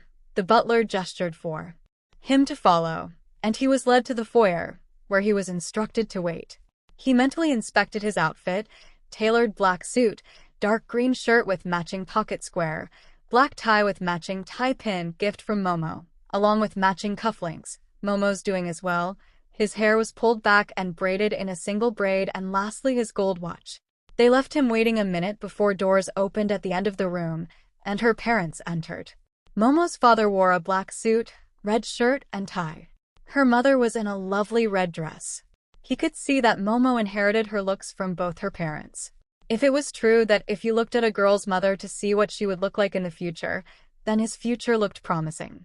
"Welcome to our home, Mr. Midoriya. Thank you for having me," he said with a practiced bow. "These are for you, madam." He extended the flowers. "Thank you, Mr. Midoriya." She gracefully took the flowers and gave him a slight bow in acknowledgement. He saw them look to the staircase. He followed their gaze and was stunned into silence. Momo stood at the top of the stairs in a stunning dark green dress that matched his shirt, adorned with simple gold bracelets, emerald earrings, and a necklace. Her hair was down with gorgeous curls that framed her face. She seemed to float down the stairs. Izuku, for a moment, forgot her parents were there as he drank her in. As she reached the bottom of the stairs, he crossed over to her, extended his hand, and bowed. He felt the electricity as she rested her hand lightly on his. As he raised his head, she gave him a shy smile. He whispered, "Breathtaking."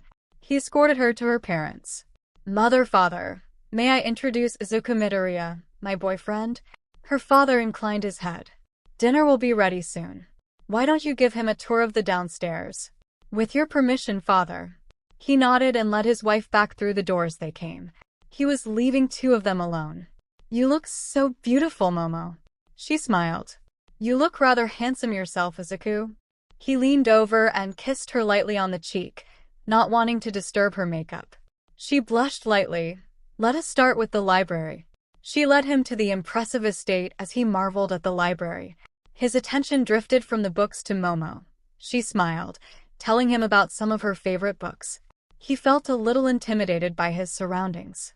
He knew she was rich, but the apparent differences were smacking him in the face. He would be at a complete loss if it weren't for all his training with 𝗔𝗫 in the White Room. He was filled with a moment of doubt till he remembered the most important thing. She wanted to be with him. She could be with someone with money, but she wanted him. "This is all amazing, Momo. Nothing compared to you, but amazing nonetheless." Her smile dazzled him. She grabbed his hand and led him deeper into the library. She wrapped her arms gently around his neck and gave him a gentle kiss on the lips. He smiled. "Lord, I want to muss your makeup so badly." He reached into his pocket and handed her the jewelry box. "Izuku, what is this?" she asked, a welcoming smile and a twinkle in her eyes that just called to him. "A gift. You got me the tie pin and cufflinks. Also, it is our 3-month anniversary, so I wanted to return the favor." She smiled and opened the box. It was a gold necklace shaped like a heart with diamonds in the center and a gold chain. "Izuku, I love it. Put it on for me, please." She turned, lifting her hair. He removed it from the box, gently reached around, and placed it around her neck. She gave a slight shudder as his hand grazed the skin. Securing the clasp as he did, he leaned down and put a sweet kiss on her neck. She couldn't stop it.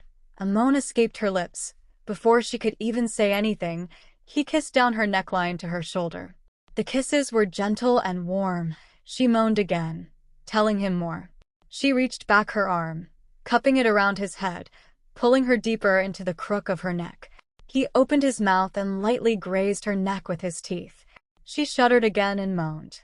Izuku. His hands dipped to her sides, wrapping around her waist. His breath was getting hotter. The desire to indulge each other was building rapidly. A sound of a gong rang out, pulling them back to reality. She turned to him. She could see the arousal in his eyes. She was sure he could see it in hers. Promise you will do that again soon. As you wish.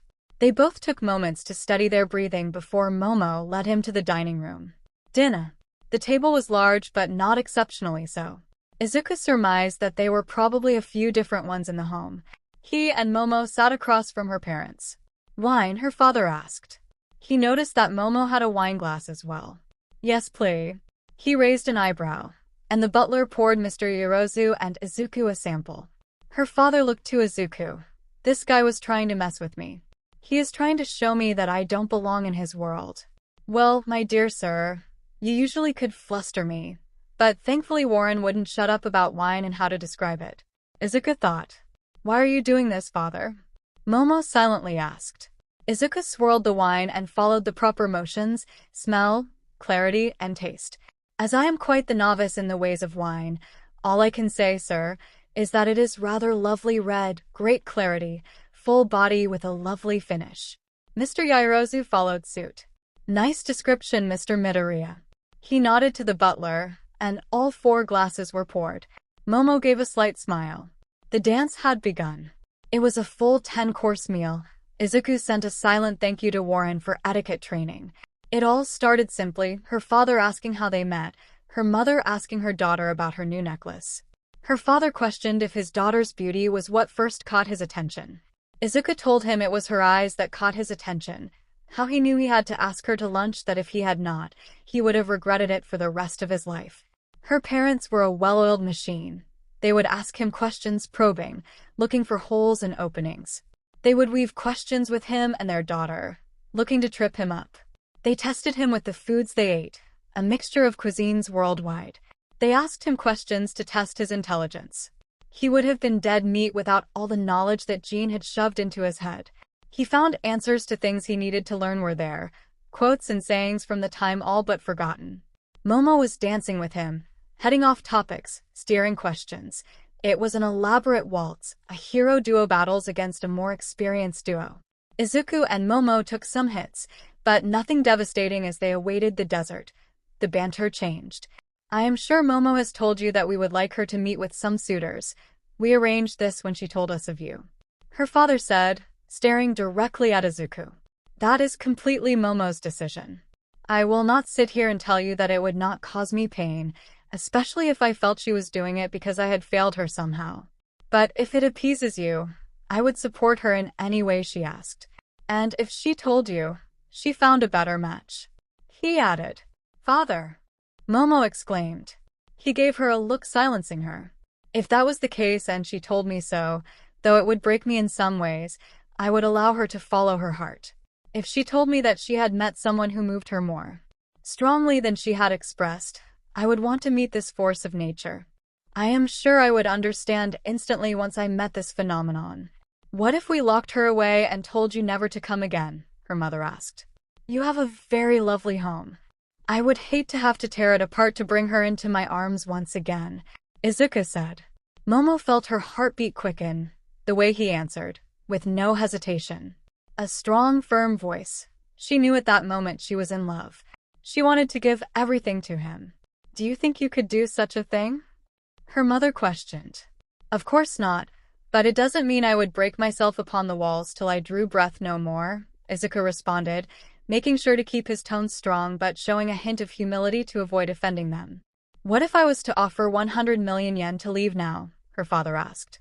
Anger flared in the young couple's eyes.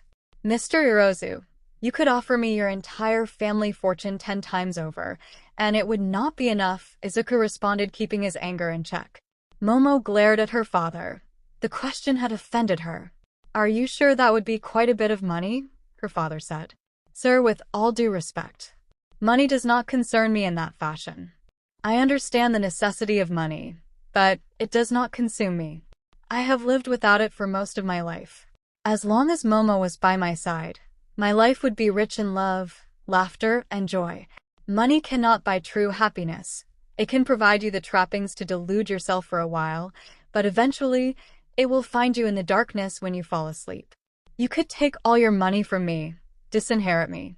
With Izuku by my side, you could watch us rise and change the world. Momo fired back at her father. She reached under the table, grabbing his hand. The warmth spread between them, but it was different than usual. It was reassuring, calming to a degree. Excellent, her mother exclaimed. Well spoken, you two. We will retire now and allow you two to enjoy dessert. Her father rose. I cannot say I approve of you, Izuku. You have much to prove. But you are willing to fight for my daughter, and I would dare say you would fight a raging storm, which counts in our book. Enjoy the rest of the evening. The theater room is set up, Momo, and a guest room, her mother said as they rose and left the room. Izuku looked over to Momo. Victory, he said, giving her 2 weak peace signs. Momo laughed. We won this battle at least. She looked down before looking up through her eyelashes at him. Would you like to spend the night, Izuku? Theater room, warning smut incoming. Izuku undid his tie and a few buttons on his shirt, setting it on the back of a chair as he waited for Momo. She returned, having changed out of her dress to a pair of silk pajamas. They snuggled deeply into a large, deep sofa. The movie started, though neither could have told you what it was had you asked. She snuggled against him with her back against his chest. He looked down and saw her neck. He noticed she was tilting her head, exposing it more. He took the invite. He began to kiss her neck and she moaned immediately. Grabbing his head like before, she scooted onto his lap, leaning back and giving him more access. He could see down the front of her shirt. He saw no bra. As she was pressed against him, she could feel him getting more aroused. It emboldened her, causing her to push back some. His hands found their way around her waist, nibbling more on her neck. Izuku, please don't stop, she moaned. His hands slid up to her breasts. As he lightly slid them over her ample chest, he could feel her nipples erect against the thin fabric. He started to fondle them gently. Her moans got louder as she could feel him straining against his pants. She could feel herself getting wetter by the moment she started to grind against him harder. He directed his attention to one of her nipples, giving it a testing pinch. Her eyes widened, and she turned to straddle him. Sorry, Momo, he stammered. He didn't finish his sentence. She dived into a fiery kiss, their mouths parted, their tongues liberally exploring the mouth of the other. His hands found the firm ass she just moaned into his mouth. They were grinding against each other. He could feel her wetness. She broke for air and pulled back. He brought her hand to the top. He grabbed and pulled, popping the buttons to send them flying around the room. He caught one of her breasts in his mouth. She pulled his head in deeper, wrapped her arms around him, and started to moan/call his name. He laid her down on the couch, switching to her other breast. He returned to her, kissing and sucking on her neck as his hand trailed down her stomach. He stopped at her waistband. Don't stop. He slipped his hand into the waistband, slowly reaching her crotch, past a small batch of hair, and trailed his hand across her wet slit. She gasped and raised her hips, turning to kiss him as he explored her sex with his hand.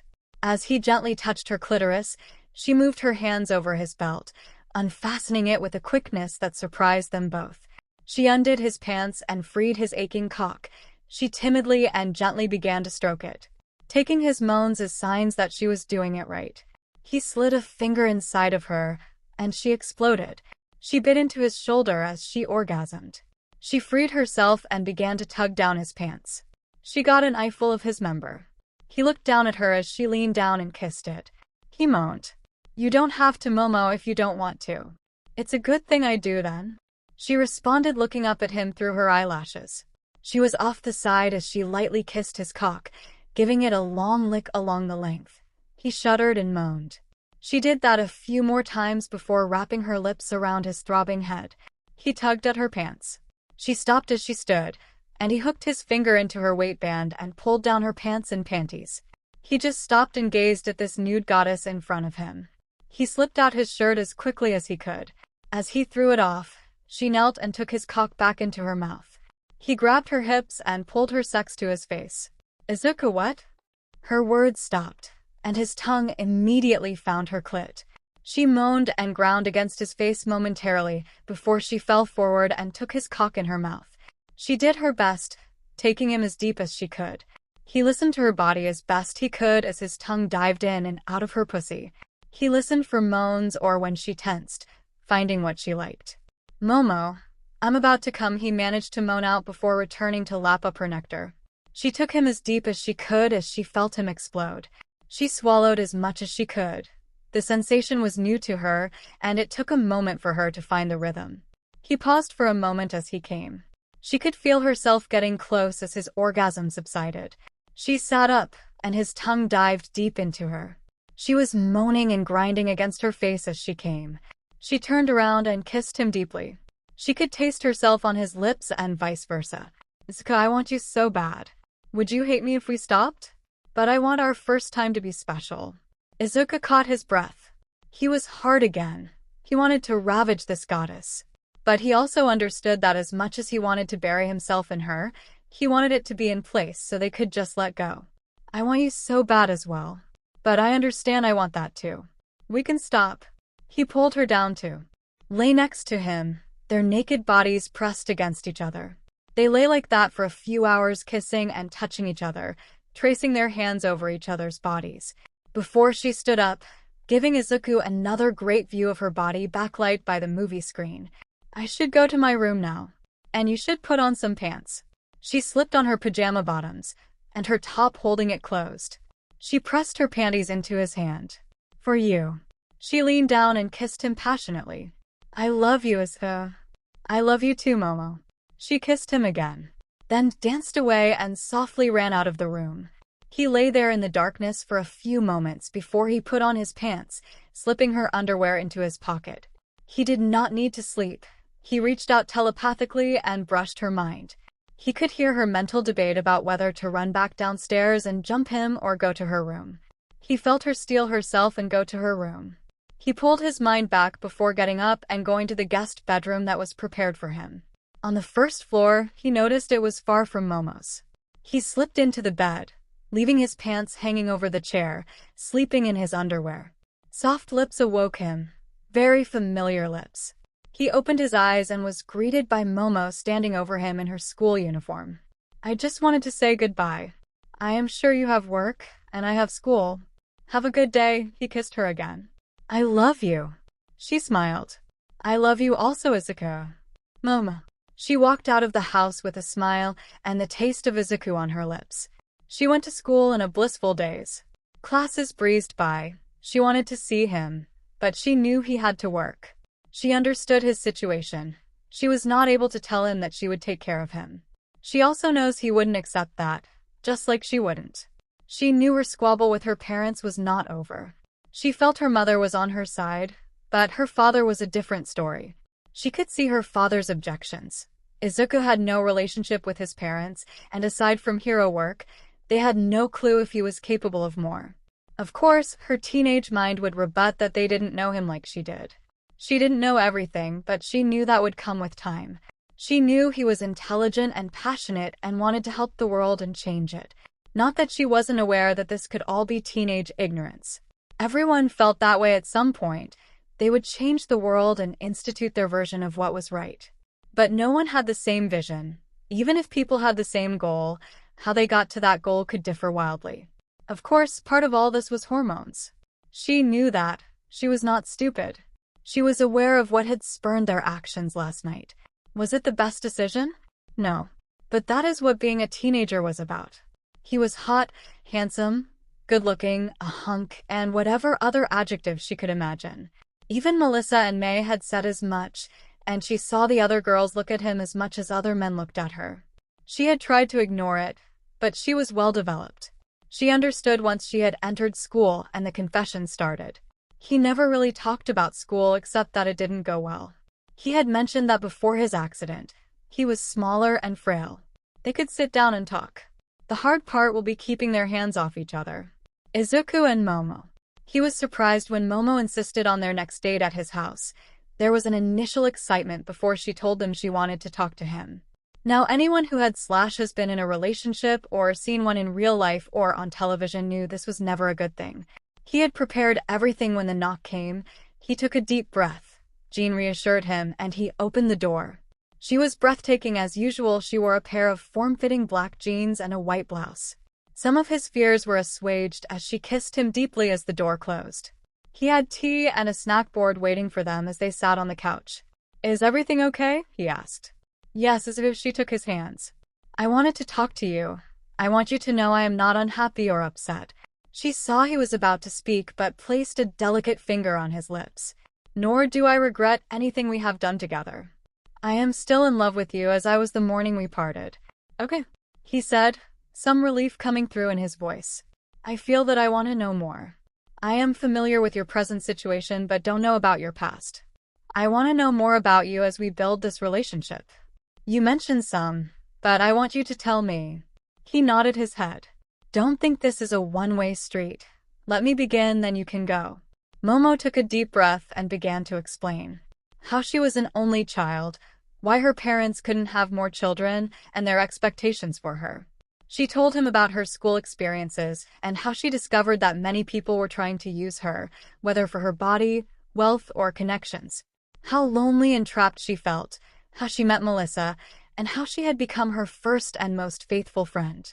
Even told him of their kiss. She blushed furiously and fumbled over explaining the circumstances and everything. Izuku's mind gave him a great mental image. Stupid hormones. She told him more about her desire to be a hero. Then she told him about that night at her family's company, how she met May, and everything that followed. The break-in, the theft, the suspected involvement of Melissa's father, cosmic energy, and their desire to get to the bottom of everything. Then meeting him. She told him how attracted to him she was, but it was his passion and mind that she loved. How she felt they shared a vision, how she could be honest with him, that she wanted him to feel the same. When she got to that night, Izuku's mind began to race. Jean explained that the ashes were, in fact, his body. Jean had told him that he had died to be reborn. Jean also said to him that this was his decision to tell her the truth. It might destroy their relationship, but if he chooses to keep it a secret, the truth would come out sooner or later, and there would be a greater sense of betrayal. In Jean's experience, the truth coming later was usually because something was forced, and trust between the people was damaged, if not broken. Jean was there to advise him, not tell him what to do. But telling her would mean that they would have to bring in Melissa and May sooner or later. Momo took a deep breath. She could see that Izuku was thinking. He did not want to admit that he contemplated wiping Momo and her friends' minds. He knew where that thought had come from. It was panic and fear. Not a good place to lead from. He stood up and went and got a bottle of water from the fridge, bringing her one. He thought of life without her. It wasn't one he enjoyed. He knew they were in the honeymoon stage and the future could bring anything. He knew that even if she weren't in his arms, he would still want to make this world better for her. He closed his eyes for a full minute before opening them and looking deeply into her eyes. He scanned her with empathy. She was nervous, concerned, and loved him. He scanned her mind for deception. There was none. He felt guilty for doing this but was about to drop a nuclear bomb. "Momo, I love you, but I need a few things from you before I go any further." She placed her hand on her chest and took a deep breath. "Okay. You have to swear to me that what I am about to tell you goes no further than us ever. No Melissa, no May, no parents, no one. I can do that as long as you are not about to reveal to me severe criminal activities like murder and such. No murder, so you are okay. Number 2, when I am done, I will understand if you don't want to be together anymore." She was about to say something, but he held up his hand. "Just trust me on this. I am not saying this for dramatic effect. I am honestly scared that when this is over, you might just say fuck this and walk out." She nodded. He could see the nervousness building in her. "When I am done, you can ask me your questions. Once you are satisfied, I want you to consider whether you want to stay with me." Momo sat there in thought. She then pulled him in, and they started to kiss. As she broke apart from him, "Go ahead." Izuku had Jean sweep the area to make sure they were clear. Izuku 2 Momo. My earliest memories of life were of my mom and wanting to be a hero. My dad was around but not very much. I had a few friends in kindergarten. My best friend was a boy named Katsuki Bakugo, the son of my mom's friend from high school and university. He developed his quirk as soon as he was 4, which was pretty awesome.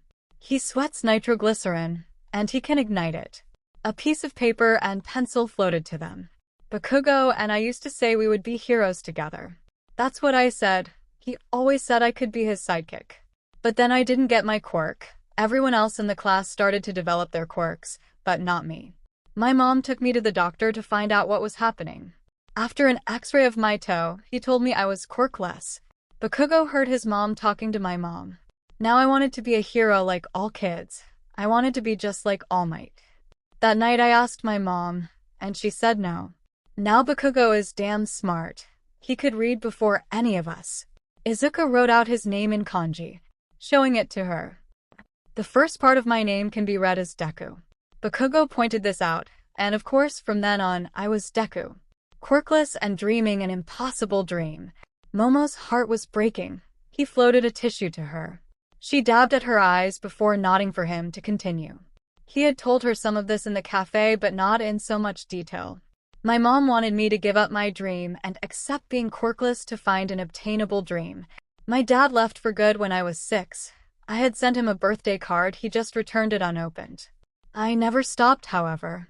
I was going to be a hero. Bakugo could not stand that.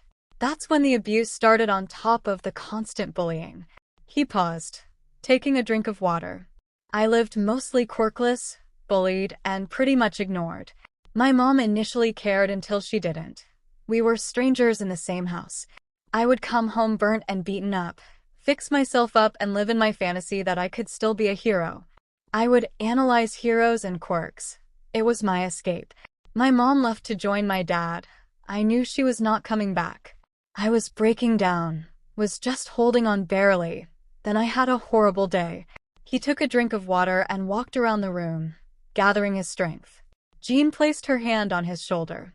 Momo saw him look off to his side like he was looking at someone or something. My homeroom teacher decided to announce to my whole class, including Bakugo, that I had put that I was going to go apply at UA. Quirkless Deku was going to go to UA. Bakugo had made it his mission to destroy my dream and ground me into dust. No one did anything because of his quirk. Stupidly powerful as it is, he had the dedication and the drive to do it. How dare I try and stand on the same stage as the future greatest hero?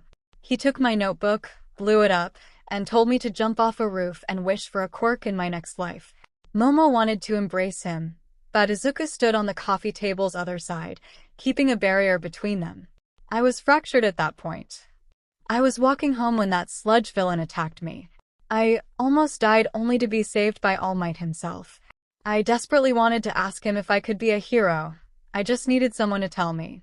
One person to believe in me. He was my idol. Surely he would, right? He went to leave, but I latched onto him. We went flying when we landed on the 𝐒𝐻𝐢𝐵 building. Momo began to clutch at her chest.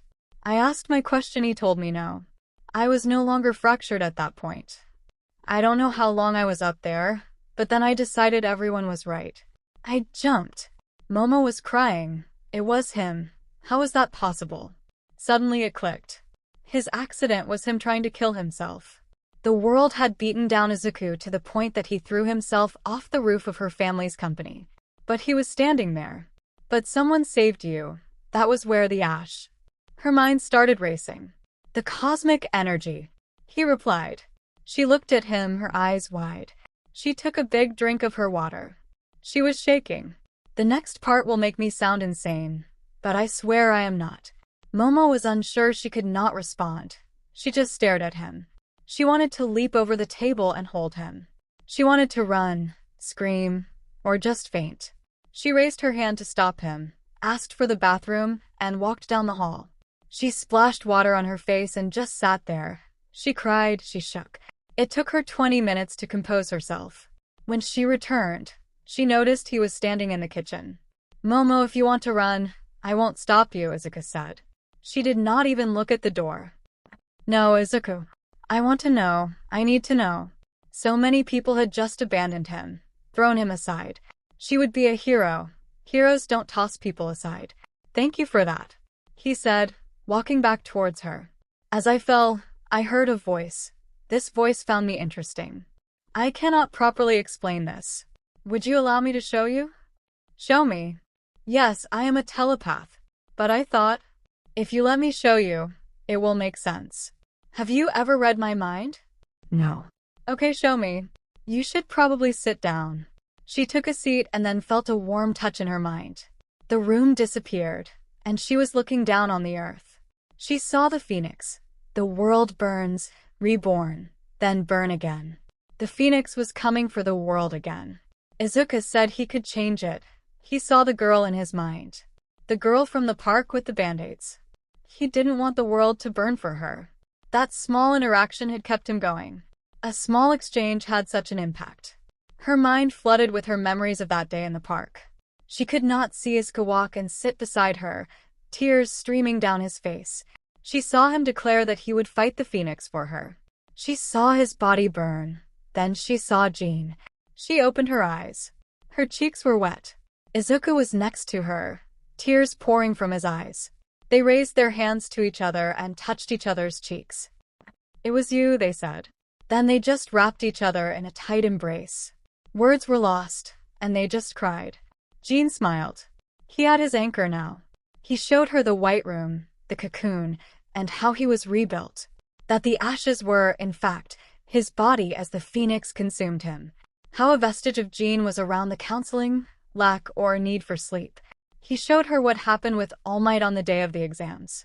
He filled her in on his power and everything. Slowly the living room faded back in. She just looked at him and kissed him, trying to convey all her love. He returned her passion, laying her down on the couch as they kissed and held each other. She would not leave him but stand by him and change the world. It was not just a dream. They had to change the world, or it would burn. Part of her was scared.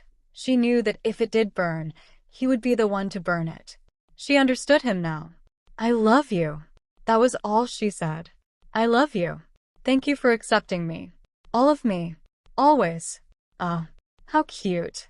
Momo was startled by the female voice. She saw Jean in the kitchen. Jean smiled. Izuku got up off the couch and pulled Momo up with him. Momo Jean. Jean Momo. Momo was surprised when Jean shook her hand. Jean giggled. Nice to meet you, Jean said. The rest of the date was spent talking between the three of them. Momo got a good bearing on Jean as someone who cared for Izuku and did their best to set him up for his task. That she would offer him advice. That was her role, to advise, not to do it for him. Momo asked about Melissa and May. Izuku told her he needed to get to know them better before deciding when or if to bring them in. Momo was okay with that. She did not want to hide things from them. But this was huge, and it was Izuku's decision, and Momo was standing by that. She did tell him that she did want to introduce him and have him get to know them. They were her best friends, and they wanted to change the world as well. Izuku agreed. The date ended. As she was driven home, her mind raced over the day's events. She just went straight to bed and fell fast asleep. -3 months. Izuku and Momo's life continued. They enjoyed their dates. He met May and hung out with her and Momo. May was surprised at how Izuku would follow along with the conversation so early and could even help with ideas for her babies. It was the same with Melissa, though that was more virtually. Soon they would have movie nights where they would all sit and watch something online together and talk. Melissa and May welcomed Izuku into their friendship. They knew how important he was to Momo. Izuku and Momo had more dates at his home. They hadn't crossed that bridge. But there were some repeats from the night at her house. Everything was going well, quite nice. When pestered by her parents about Izuku's relationship, she told them his father abandoned Izuku because he was a late bloomer, and the stress of being a single mother had caused her to join her husband. Izuku was working to secure his future with his own 2 hands. Then the announcement came that there would be a ball. Attending would be Shoto Todoroki with his father Endeavor and Brighton Freedom, the son of a wealthy businessman from America. Her father expected Izuku to attend, and if, at the end of the night, she still chose Izuku, he would allow it. Izuku wasn't sure what to expect, but he doubted it would be so easy. The ball. When Izuku arrived, he was shown in through a separate entrance, where he was taken directly to Momo. She was stunning in an emerald green ball gown with a lovely bust line and high slit along the skirt, showing her gorgeous legs and black silk gloves. Izuku wore a black tux with a matching bow tie and vest. She looked him over and handed him a set of emerald cufflinks to match her gown. She smiled and kissed him. "Relax, darling. They're just for tonight. Think of it as added armor for our battle." Izuku blushed a little at the darling part. Momo smiled. "I must remember that one." After a quick look over and a light kiss, they took their position at the top of the stairs as they waited for the signal to descend. Izuku centered himself and called upon his etiquette training. They made their approach. He could see all the guests, but Endeavor glaring daggers at him caught his attention. As they walked the reception line, introductions were given. Endeavor had stepped forward. "Ms. Yorozu, allow me to introduce my youngest son Shoto Todoroki." The young man stepped forward, his heterochromatic eyes flickering in the light. He bowed and took Momo's hand, lightly kissing it. "It is an honor to meet you, Ms. Yorozu. I hope we can converse later. I may be forward of me, but would you allow me the honor of a dance later?" Momo bowed. "It is a pleasure to meet you as well, Mr. Todoroki, and yes, I look forward to both of your requests." This process continued until they came to the last person in the reception line. He was tall, 6 feet 2 inches, with black hair and storm gray eyes. He wore a fine all-black tux with gray accents that matched his eyes. He stepped forward and extended the customary greetings. He exuded charm, unlike the others, and confidence. He was a rather handsome young man, was well-built, with a definite chiseled jawline. He took it a step further when he asked to escort her into the ballroom. He said so confidently. He did not enjoy it when he was refused. "That is quite all right, Mr. Freedom. I already have my escort," Momo replied, her voice dripping with honey. Momo took Izuku's arm and escorted them into the ballroom to begin the proceedings. Izuku could sense the young man's annoyance. The ball began. Momo had duties to attend to, which meant sitting as she entertained people coming to sit and talk with her. Izuku was not allowed to be present for those proceedings. Izuku gathered much attention from the female guests near his age. He could hear Jean warning him. "Guard what you say. They are here to trap you. Also, please don't go anywhere with them, and avoid being alone." It took him a moment before he fell into the rhythm of talking and avoiding. He had just dismissed the latest from a very forward set of twins, implying almost enough to make his head explode when Brighton approached him. Izuku looked to where Momo was talking to Shoto on the patio. He saw her genuine smile.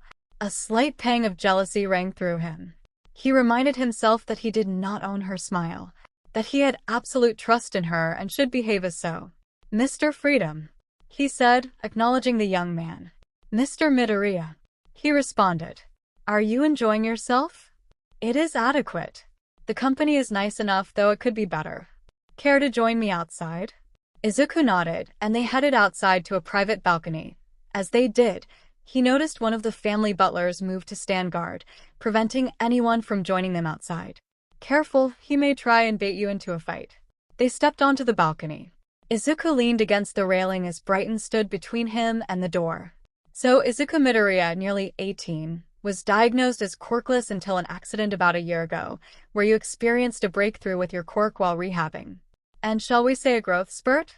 Graduated early from Aldera High with high marks, works 2 jobs, applicant to you. 𝐻𝐸𝐻. Have been involved in a relationship with Momo Yorozu for the past 6 months.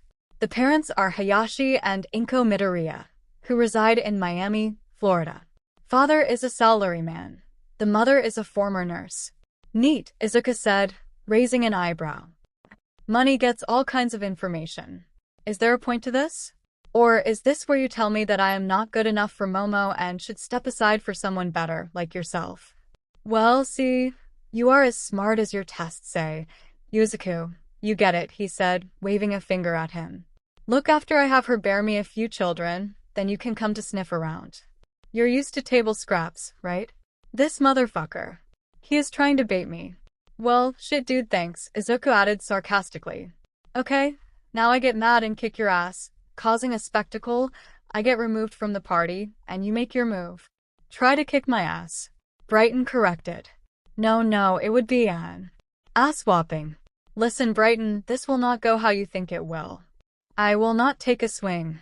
You can try and spin whatever bullshit you want with Momo. She will still walk out of her on my arm at the night's end. I don't know what kind of bullshit your daddy may have filled your head with. You're not the son or the biggest fish in the pond. If you would excuse me, they are passing around my favorite hors d'oeuvre. He went to walk past Brighton, but Brighton stepped in front of him, confident. By the end of the night, you will be walking home, and she will be bouncing on my lap. Sure, pumpkin. Izuku stepped around him and rejoined the party. He couldn't enjoy it with her. He had to stand aside. He watched when Brighton finally got his moment to talk with Momo outside. It did not look like it went well. He offered some gift which she refused. It was then Izuku's turn with Shoto. Same balcony. Different result. As soon as they were outside, Izuku was caught off guard when Shoto immediately bowed to him. I apologize for any discomfort I may have caused you or Ms. Yaozu. I did not come here to interfere with your relationship. I had to do so to appease Endeavor. Izuku raised an eyebrow. She not your type? No, she is not. Also, the thought of an arranged marriage disgusts me. Well then, okay, Izuku said, stunned. Thank you. I will be attending UA as well. I hope to see you there. The dances began soon after. While Momo and he danced, they finally had a chance to talk. So, having fun? Momo smiled. At this moment, yes. So did you talk with Shoto? Yes, that was rather nice. Brighton Freedom almost ended up in orbit. She rolled her eyes. I swear that man is reading from the wrong playbook. It is like someone told him to come on strong and domineering. I do not want to dance with him. Do you have to? No, I could rebuke him in front of everyone, but that could lead to trouble on the business side of life. But I know what I will do. Want to fill me in? He questioned. No, I don't think I will, she said with a sly smile. The dances continued. Izuku fulfilled his promised dances to some of the other ladies in attendance. He watches Brighton smugly as the last of the scheduled dances finished. Izuku heard the announcement that it was time for the lady to choose a partner for her final dance. Momo bathed in the spotlight, walked over, and offered Izuku her hand. They took center stage as they twirled around the dance floor. As the dance ended, Izuku was surprised by a deep kiss from Momo in the center of the dance floor. Silence. As they pulled away, Izuku took her hand and led her outside to a balcony. Wow, which was nice. How much trouble are you in now? He asked, looking over his shoulder to the party, expecting a SWAT team to burst in at any moment. Well, I am sure that my father is not the happiest. He did tell us that all I had to do was meet them. And I did. Shoto wants nothing to do with this. And I would rather you burn everything than I am willing to touch Mr. Freedom again. And this way there are no questions. Word will spread that I have chosen someone to court, which should deter most. So does this mean we are going steady? He joked. Momo smiled. Hey, why not? You're pretty easy on the eyes. They came close for a small kiss. They were able to enjoy the rest of the ball together. Momo joined her parents in saying goodbyes. Momo walked over and gave Izuku another kiss. Good night, Izuku. Call me when you get home. As he headed to the door, he met her father. I still believe she can do better. Honestly, sir, so do I. But that drives me daily to improve, Izuku said. Then continue to prove it, Mr. Midoriya. Good night. Brighton Freedom. Father, who prepared the report on Momo for us? Why, her mother, of course. His father replied. Brighton then filled his father in on the details of the night. I think I would like to attend UA, father. There is a pawn that needs to be reminded of its place. Done.